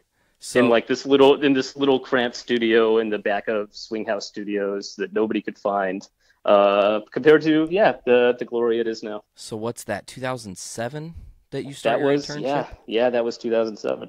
Wow, 10 whole years ago. That is insane. So I know at least, and maybe some of my listeners know, I'm not really sure, a lot of your journey within doing the Jason Ellis Show and a lot of the things that entailed. And like I said, if you want to get into that and talk a little bit about that and how it leads you further into podcasting, again, that's fine. If not, yeah, I mean, God, there's almost too much to actually rehash. So I'm gonna assume that your listeners know a lot of the details of that. But yeah, suffice to say, I started as an intern, but Jason really liked me and put me on the air from time to time. And then around the time Mike Tully left for about a year, that ended up coinciding with me getting a promotion to full-time. And then when Tully came back, I stuck around and became one of the gang and started and did some really, really insane stunts in retrospect and made some music with some crazy rock bands and directed a movie that had Tony Hawk and Benji Madden in it and ate chicken nuggets off a nude porn star, and honestly too many other stories to recount. But it was definitely the best possible immersion into the entertainment industry that I could hope for. I mean, talk about really jumping into the deep end with all this stuff. It was pretty mind blowing for a 21, 22-year-old Josh. So within that 21, 22-year-old Josh, you really got to do something, and you brought it up when you were just talking about how while you're doing this radio internship that becomes a full-time gig, you got to do music. And yeah. Oh, yeah. I mean, honestly, I know it was goofy things, but there's a lot of your soul in the music that you guys put out when it was Taint Stick and then Death, Death, Die. Oh my God, yeah. I mean, and I think that's true of every single member of the band, is as deliberately stupid as the lyrics were, and as much as we constantly insisted this is just a joke, this is a bit for the radio, there's nothing serious about it. We put in hours and hours of rehearsal time. We spent a lot of time making those albums. Christian Hand spent an incredible amount of time mastering them, and he's a genius. And we absolutely poured our heart and soul into this dumb project, because I think every single one of us on some level had some kind of rock star fantasy, myself definitely included. And because to this day, it's not like I can really play an instrument or anything. I can't play guitar or drums. I could sing a little bit and rap a little bit, but that wasn't going to be enough to get some sort of musical career going without this radio show. So yeah, of course we took advantage of that, and took advantage of the fact we had fans, and absolutely went for it. And I'm never going to forget rapping and playing for a giant crowd that's cheering. That's something I never thought I would get to do, and I've got that experience now under my belt. Man, and those Ellis Mania events, I know that there are some that are marred in controversy, but overall, man, those are great experience for you, I'm guessing. I mean, I'm never going to get in a ring again. I hated it, but now that it's in my rear view, it definitely, it toughens you up, and it makes you realize you could do things that you never would have done otherwise. And honestly, that's the way I think about a lot. My Ellis experience, reflecting on it, is there's a lot of really amazing and treasured memories and stuff that I would not miss, and I have zero regrets about doing any of it. And there's a lot of memories that are not so fun, particularly towards the end. It got kind of bad, but at the same time, all that stuff is part of learning and growing and changing. And at this point now, I know a lot of other people who have gone through similarly weird, circuitous paths into doing entertainment stuff, and everybody's got a crazy story coming up. I think that a lot of it is just kind of rite of passage stuff, and a lot of it teaches you how to you're almost, because you're thrown into the deep end, you're almost forced to find your voice and figure out what you really want to do and stand up for it. And ultimately, if I hadn't gotten that internship with the Ellis show, I don't know if I would have gotten to that place. So it's all for the positive in the end. Yeah, man, you got to learn through life and the experiences you live how to just let the things that hurt us become a thickening of our skin.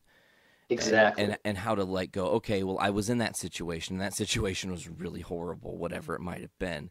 But I know in the future that if anything anywhere near that happens, I'll be okay. I'll survive. It's not going to be the end of me.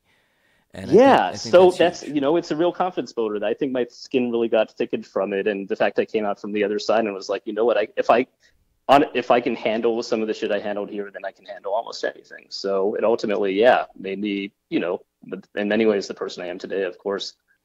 And now I'm going to ask this question because my brain is just not at the highest function sometimes. Were you starting Josh Figures It Out before you left Ellis, or was that right after? Oh no, that was almost to the letter, a week after. In fact, the very first episode of Josh Figures It Out was pretty much an airing of grievances from my time towards the end of the show, which is why it no longer exists on the internet and you can't find it. It was really more of a venting session for me than anything else. And I kind of took, and also a chance for me to kind of answer some fan questions around it and be here, so I'm totally transparent. Here's my state of mind. Here's what I'm thinking. Here's why I decided to leave and what I plan to do next and all that stuff.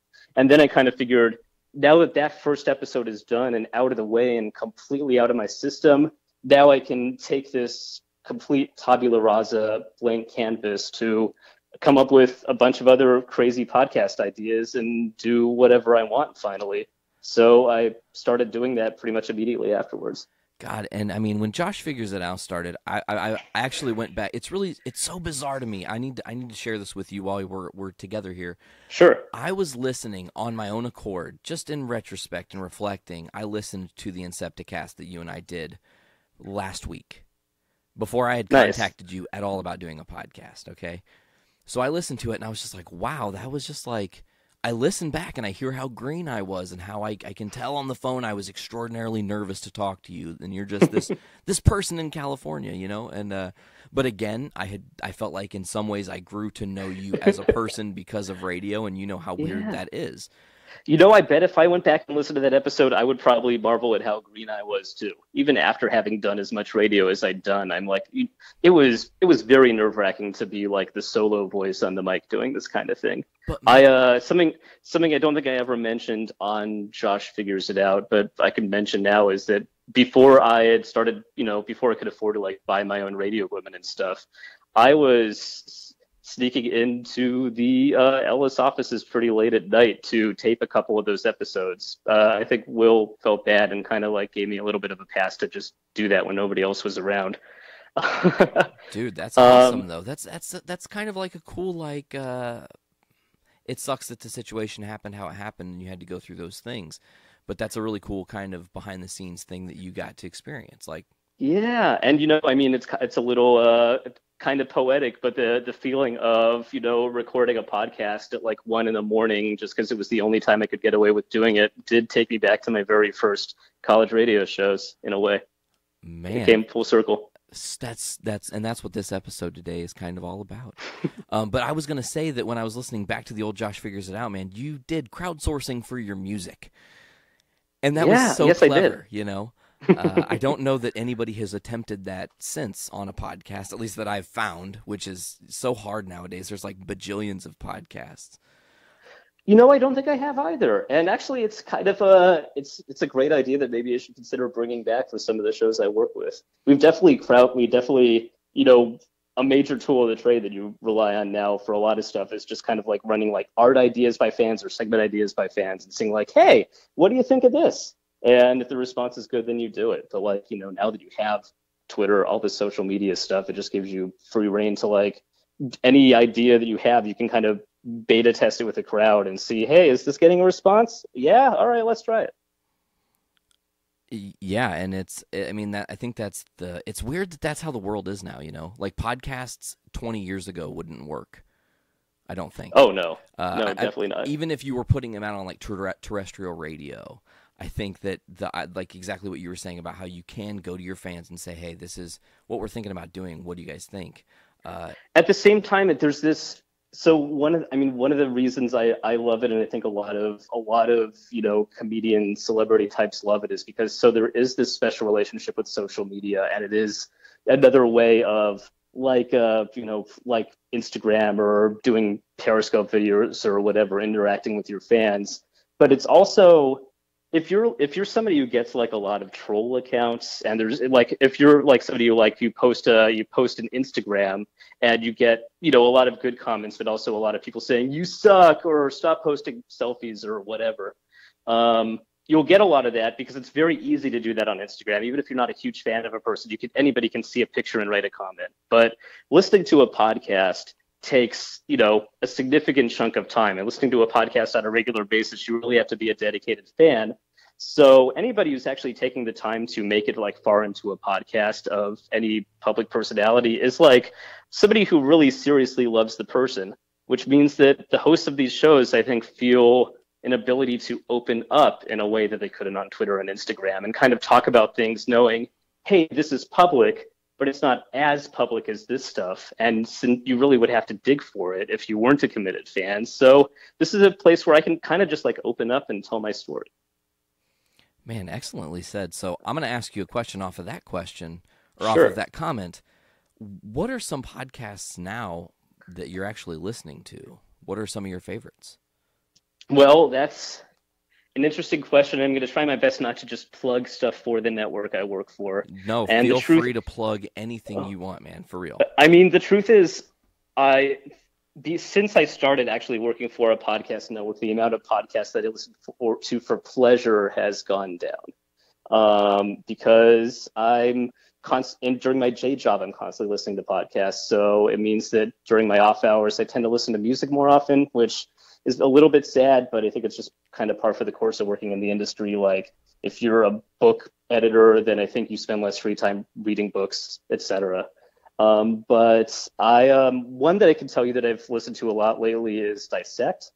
If you're into music criticism, this is one of the best music criticism podcasts out there. It's the concept is it's one guy who will do a full half-hour long podcast episode on every song in a single great album.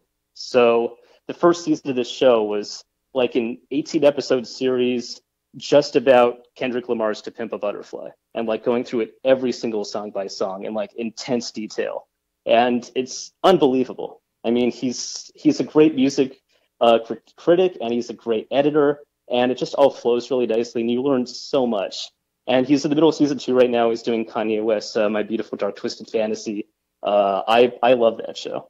Other than that, I mean, I have to get my serious politics fix somewhere. I like 538 Politics a lot. Those guys are, no show is nonpartisan, but I respect those guys because they're all a bunch of math nerds and statisticians, and they're really all about data. And instead of looking at anything from a really left or right perspective, it's more about, okay, let's take this news story and what does it actually mean for the future of the country, kind of bottom line. It's kind of like a real no bullshit look at politics. So I respect those guys a lot. That was 538? 538 Politics. If you know the website 538.com, it's Nate Silver's website. He's the famous pollster. Okay, and so it's him and a bunch of other data heads. Awesome. I'm going to definitely have to check that out. Yeah, so those are 2 non-Earwolf shows. And then obviously listen to all of the fine shows on the Earwolf Network. And that's at earwolf.com? That is at earwolf.com. And do you have any? I know I think we're talking about this off air a little bit now. For those of the listeners that don't know, you are an audio producer for Earwolf. Yeah. Can you detail a little bit about what you do with that? I can. It's funny, kind of on this trajectory for anybody who knew me from the Jason Ellis show days. Since I've gone from a full on mic person to a full behind the mic person, I've kind of taken the Will Pendarvis path. I like to think of it to myself of the almost behind the scenes kind of wheeler dealer boss who does all the assorted odds and ends for a show that makes it actually function. And so I do a lot of stuff for different individual shows, and I do a lot of stuff for the Earwolf Network. It's truly one of the things I love about it is a job. It's a job that changes a lot. Even every month, it feels like the type of things I do will completely change because some shows are like a traveling podcast. It needs you to book studio time in a bunch of different cities across the country.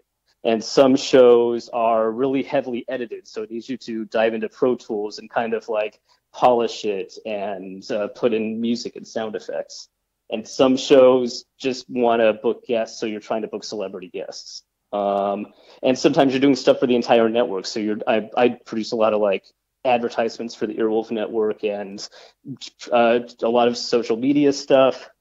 I'm working on one cool project right now that is not live yet, but hopefully soon, where we're starting to debut some, I guess you'd call them skills for Amazon's Alexa that is all Earwolf themed, kind of trying to go into that, kind of trying to predict what the future of this whole thing is. And I think smart speakers have been blowing up so much, and it seems like a major way people are going to be interacting with audio in the future is through directly talking to a speaker and saying, hey, play this podcast. So trying to find some, kind of creative, cool ways to utilize that technology.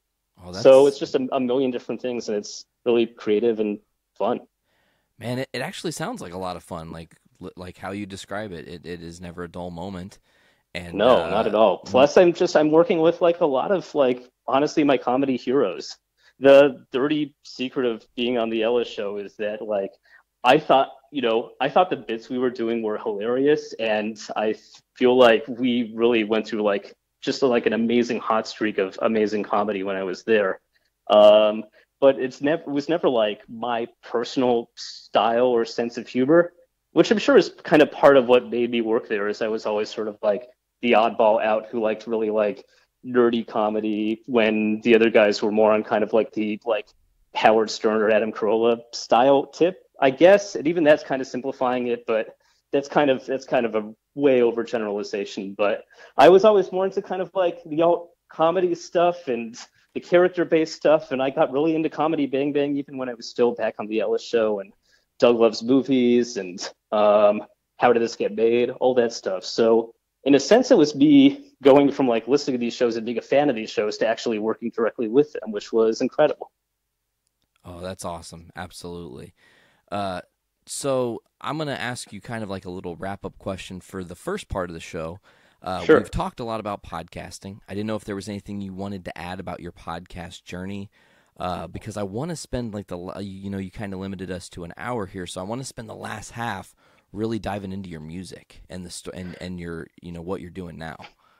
I would be thrilled to talk about that. If there's anything I can say to put a nice bow on that, it's that I don't know. It's weird for me to even think about that because I don't feel like my journey is anywhere close to completion. It feels like it's very much in kind of a middle territory where I'm learning so much just on the job every day about what it takes to be a great producer and to make a great show. And not only that, it feels like the entire radio podcast industry is very much in this like real transition point where nobody knows exactly what's going to happen even like 6 months from now. Nobody knows what's going to be a huge hit.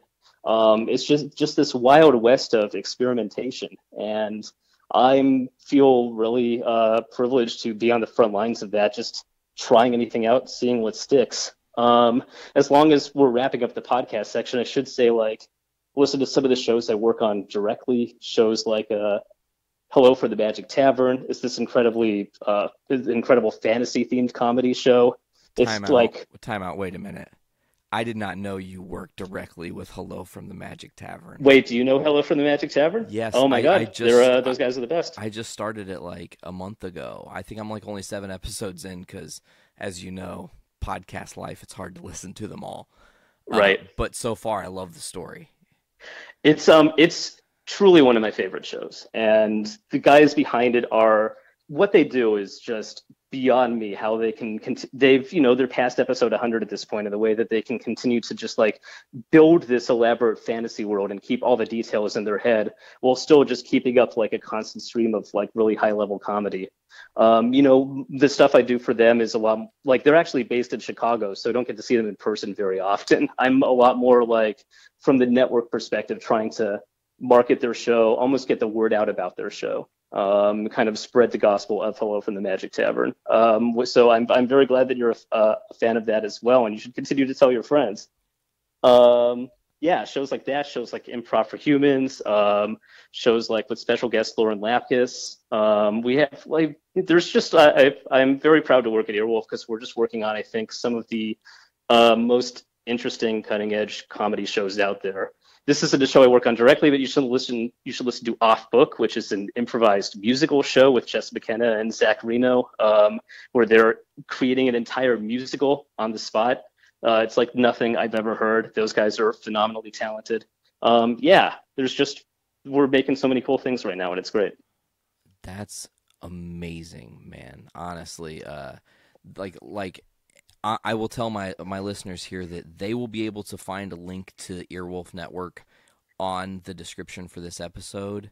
And anytime you guys need any kind of advertising, bring it our way. We'll play it on the air here. There's no questions about that. Great. I'm happy to hear that, man. I mean, that's the least I can do for you and all you guys have done for you personally more have done for us in the show. But let's move forward in our journey a little bit here now, Josh. We talked about it for like 30 seconds to a couple minutes there about you doing music with the Ellis Show. So you admittedly said you're not really a musician. You don't play an instrument, as it were. But you just dropped an album. So let's talk about it.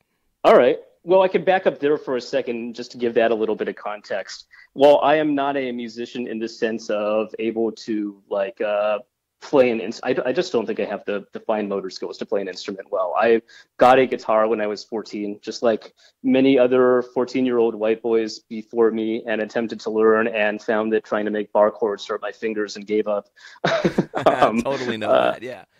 Yeah. And I did a little bit of keyboard in college and a little bit of like music theory, but I think my hands are too dumb to really make that stuff work. However, I have been doing some form of electronic music since I was like 11 years old, and I got like my hands on a copy of Acid Music, and it started on my parents' computer and just started fucking with making samples and stuff. I've been doing that for a long time.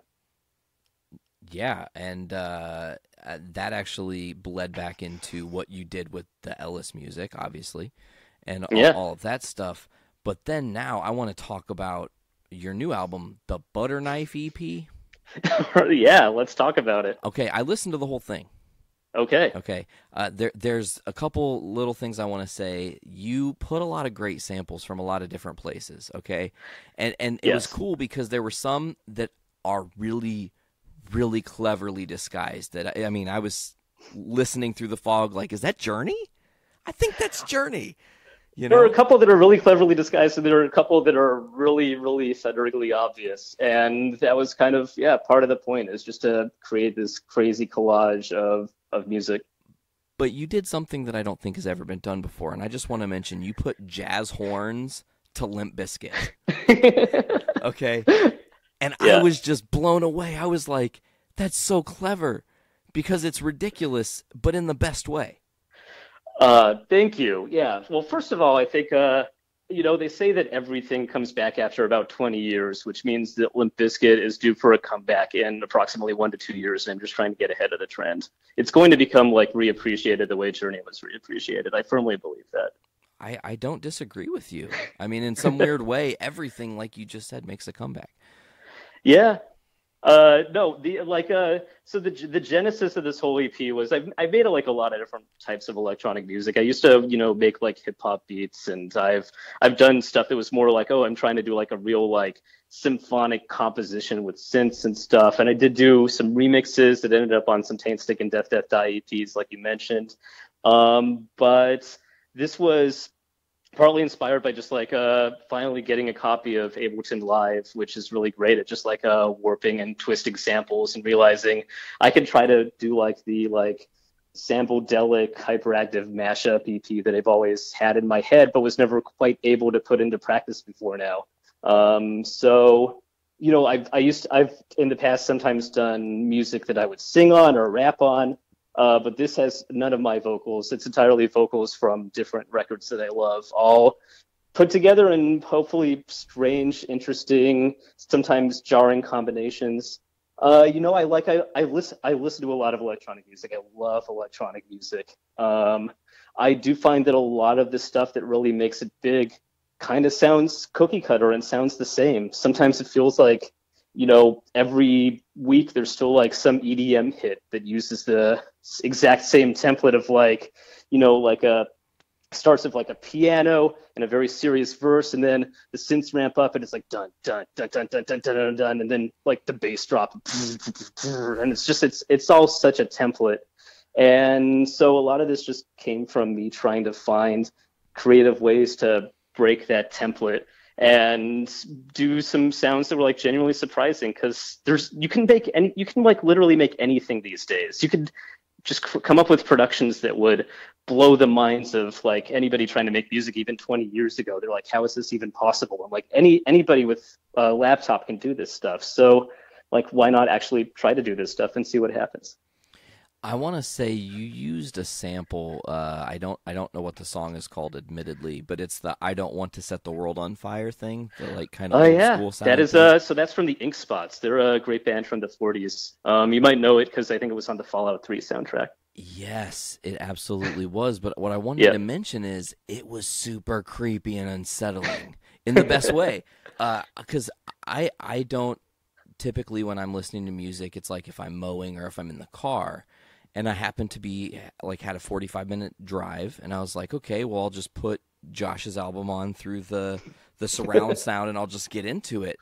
And the last track genuinely was unsettling to me, but it wasn't like, oh God, I'll never listen to this again. But it was just like, man, if you want to like creep somebody out with a vibe, put on the last track from the Butterknife EP, which the name is escaping me, and I feel like such a dick that I can't remember. Oh, the song is called Genesis Sunfire, yes, which Genesis is the Sunfire. name of a famous breatharian cult leader. He believes that he can live for months and months without any food or water. Whoa.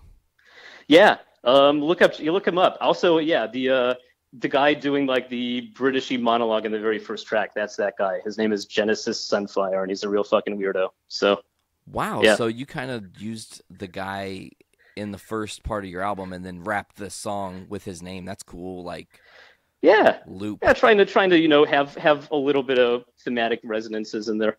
I dig it. Did you do the album art? You mean the very simple album art that took me 5 minutes? Yes. Hey man, nothing wrong with that. It's clever. It's a butter knife.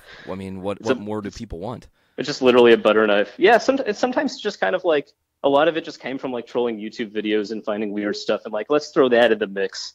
I kind of set myself the restraint going into it of, you know what, any sound I think I want to use, I'm not going to change my mind. I'm just going to find a way to use it and make it work instead of going back. It's almost just kind of like a, damn the torpedoes, we're in this, we're going to use everything we have and not leave anything wasted kind of mentality. And work with what you got. Yeah. Oh, that's awesome. I do really like the music. I think that it's controlled chaos in a beautiful way. Thank you. If you think controlled chaos with jazz horns and Limp Bizkit and ink spots and breatharian sounds like your jam, listeners, you should definitely check it out. It's free on SoundCloud. I could install it if I wanted to because there's so much copyrighted music. So download it to your heart's content. I mean, it's awesome. Like I said, now I want to ask you a question. You make this music, but I'm guessing that this music isn't really where... Like, I want to talk about the bands or the artists that inspired you to be the musician you are. Like, who set you on your path to music? Well, I wasn't joking. I was a huge Limp Bizkit fan when I was in high school, along with like System of a Down and Nine Inch Nails, Red Hot Chili Peppers. I really grew up listening to K-Rock was, I think, all that stuff was the first music I found that really felt like my music and not like my parents' music, which is what you listen to like for the first 10 years of your life is just whatever your parents listen to. So I discovered that in high school and then started, eventually getting more curious about what else is out there that's not played on the radio. And then it actually took me a while to get into the old stuff and get into classic rock. The first stuff I found was like indie bands like the Walkmen, the Shins, the Strokes, the Decemberists. All these were early favorites. But and then also, yeah, I always had an affinity for the noisiest, weirdest shit I could find. So that led to an early interest in like death metal because I was like, holy shit, this is so loud and intense. And like grindcore, like the Locust and Napalm Death, I loved. And then also a lot of electronic music, not necessarily like techno or club stuff, but I really fell in love early with Aphex Twin, Autechre, Square Pusher, all those Warp Records guys like Kid 606, Kid Koala, lots of people who are just like, we're gonna make electronic music that isn't necessarily fit for the dance floor, but is just kind of like taking advantage of all these new sounds and techniques and throwing them together and seeing what happens. Those guys were all hugely influential to me. Excellent. Now, within music, now there's always a point, at least I feel, because, now I've got a band that's touring and playing and doing things. But I feel like there's a point in every musician's life where something happens that changes you, and it's usually a concert. So did Kid Josh ever experience a concert that you were just like, fuck, I have to do this now? Like, there's no other path I can really take other than to find my way into the world you found your way into. Man, I'm trying, I don't know if I could pin it to a single concert. I could tell you, some of the most memorable concerts in my early life. The very first concert I went to was 311 when I was 14 years old, which was like way louder and moshier than I was expecting, and I think I was just kind of terrified as like a shrimpy little 14-year-old. But it was a great entree into it. I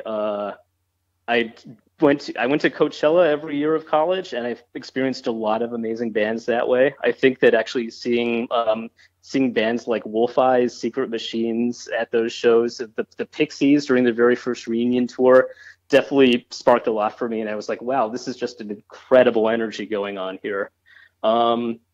Maybe one that's slightly different from that, but maybe, yeah. Maybe the best and most inspiring concert I went to in college was Joanna Newsom. Do you know Joanna Newsom? I actually do not. She's I think she's Bay Area based. She is a harpist.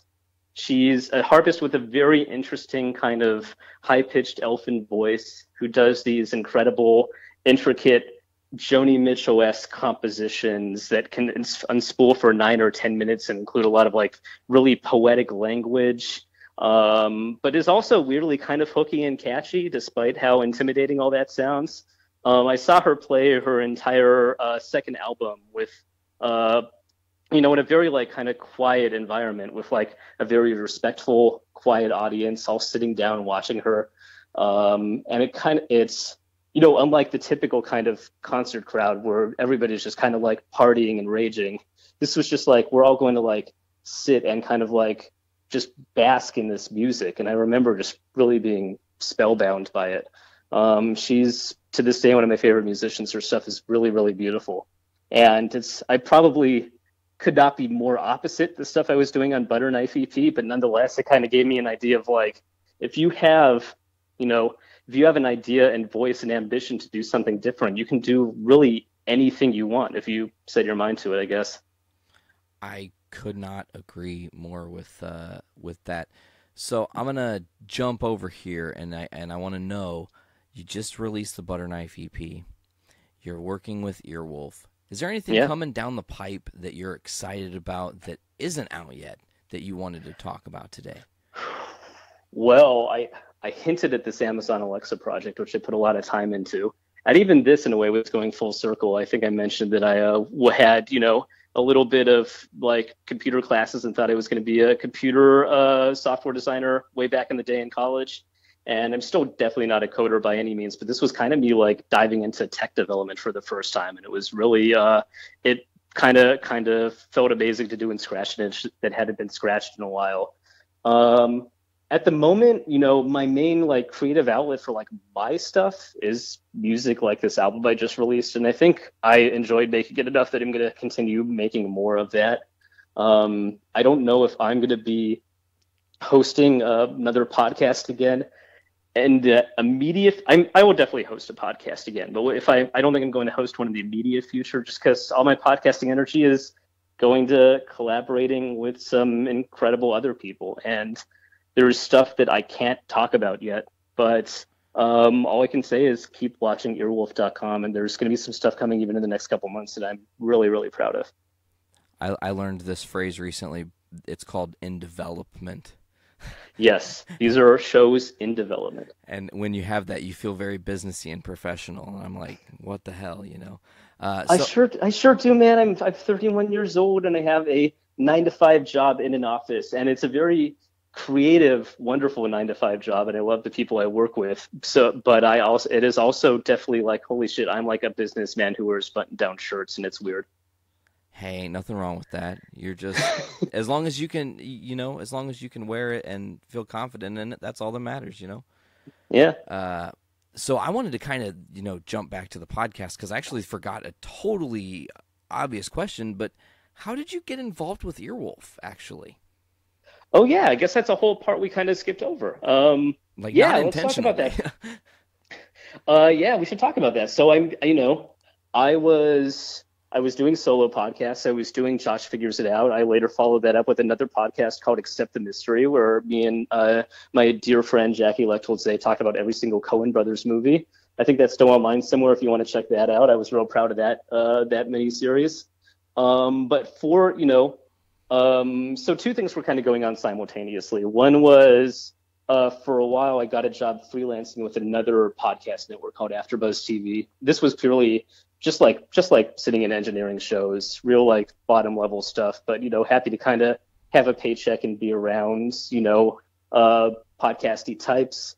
And then simultaneously, I was getting really involved in taking classes at the Upright Citizens Brigade Theater here in Los Angeles. I don't know if you're familiar with them, but it's a really incredible comedy theater that some of the current stars of comedy, some of the funniest people out there, all came from this theater. And they teach a lot of classes, and lots of like aspiring comedy types and entertainment types also take classes there. So I thought, if nothing else, this is just fun and a way for me to kind of exercise my voice and meet people. So I started taking comedy classes. I was pretty good. Another thing that being on the Yellow Show trained me for is it turns out I was pretty good at improv. So I was able to make some really funny friends. And I had this podcast outlet, so I invited them on my podcast, and they became a steady stream of guests there. And doing all this set me up to eventually more or less pitch myself to Earwolf saying, hey, I'm a huge fan of your stuff. I used to work at Sirius, and I also make these podcasts. Check this out, which was a way to kind of get my foot in the door. Eventually, I got the courage to approach people like Matt Gorley, the genius behind Super Ego and Pistol Shrimps Radio, who does a lot of stuff with Earwolf. Asked him to be on Accept the Mystery. He came on. He talked about the movie Oh Brother, Where Art Thou? It was wonderful. And while he was doing that, I kind of pitched him and was like, hey, by the way, anything, opens up over at Earwolf, give me a buzz. And I think he remembered me enough that when something did open up, I was memorable, and they took me in for an interview and liked me. So, it's I was unemployed for about a year and a half, and it was not the easiest time for me, but it's amazing how all these different things that you thought weren't going to lead to a job that was just for fun, like taking comedy classes and having guests on your own little dumb podcast and all this stuff, eventually did put the pieces together that got me that job. And you kind of realize that none of these, no step you take on this path is insignificant. Everything, even if you don't see it at the moment, kind of plays this larger role in what you end up doing down the line. Oh man, it's you're such a wordsmith, for real. Thank you. I just wanted to say that your sentiment with every step being important, it's strange. And just to really, again, where this whole episode is full circle. So it's in a really super bizarre way, the end of your tenure at the Jason Ellis Show spawned, my network and all and all the things that's going on there, and it spawned you to move on and be able to do other things that have led you to a place where it sounds like genuinely you're in a very happy place in your life right now. I am. This is the kind of stuff I always wanted to be doing. When I was interning with Ellis, I never wanted to be on the air, really. I did it because they needed me, and I ended up having a lot of fun doing it. But I always kind of figured I was going to eventually take more of a backseat role. And I feel like my calling in many ways is to just kind of let other hilarious people do their thing, and then take it into the kitchen and make a couple of chops and add a couple of spices and put on the finishing touches that make their project go from good to spectacular. And I love doing that, and I love feeling like it can kind of be part of these other amazing projects, and it feels great. You're like the decorator that adds sprinkles to cupcakes. Yeah, except I don't know if that's a dedicated job all by itself. I think usually the person who makes the cupcake also adds the sprinkles. But in general, yes, something like that. Yeah, but you get me. They just they want to be useful in the kitchen. They're hey, I know how to make them look really good. That's what I have for you. Well, Josh, I don't know if there's a whole lot more we can really dive into today. We're running out of time here. So I'm just going to kind of open the floor up for you. If there's anything at all you would like to close before we get out of here, say, I do want to, at the end of this episode, if you will let us, play one of the tracks of your choice from the Butter Knife EP to kind of close out the episode. And we can obviously discuss that off air. It's not a big deal Sure. there, but or unless you just want to name it as we end the episode, that's fine. You know what? Play track 3 for people. Is that do you remember? Give them a buzz. I'm sorry, what was that? Oh, play track 3. You know, that's I think I don't know if that one is my favorite, but I think it's the one that I most enjoy playing for unsuspecting people and being like, "Hey, check this shit out." Is that track? Is that Do You Remember? That is Do You Remember? Yes. That's got my awesome jazz horn Limp Bizkit It does. piece in it. Yeah, that's the one.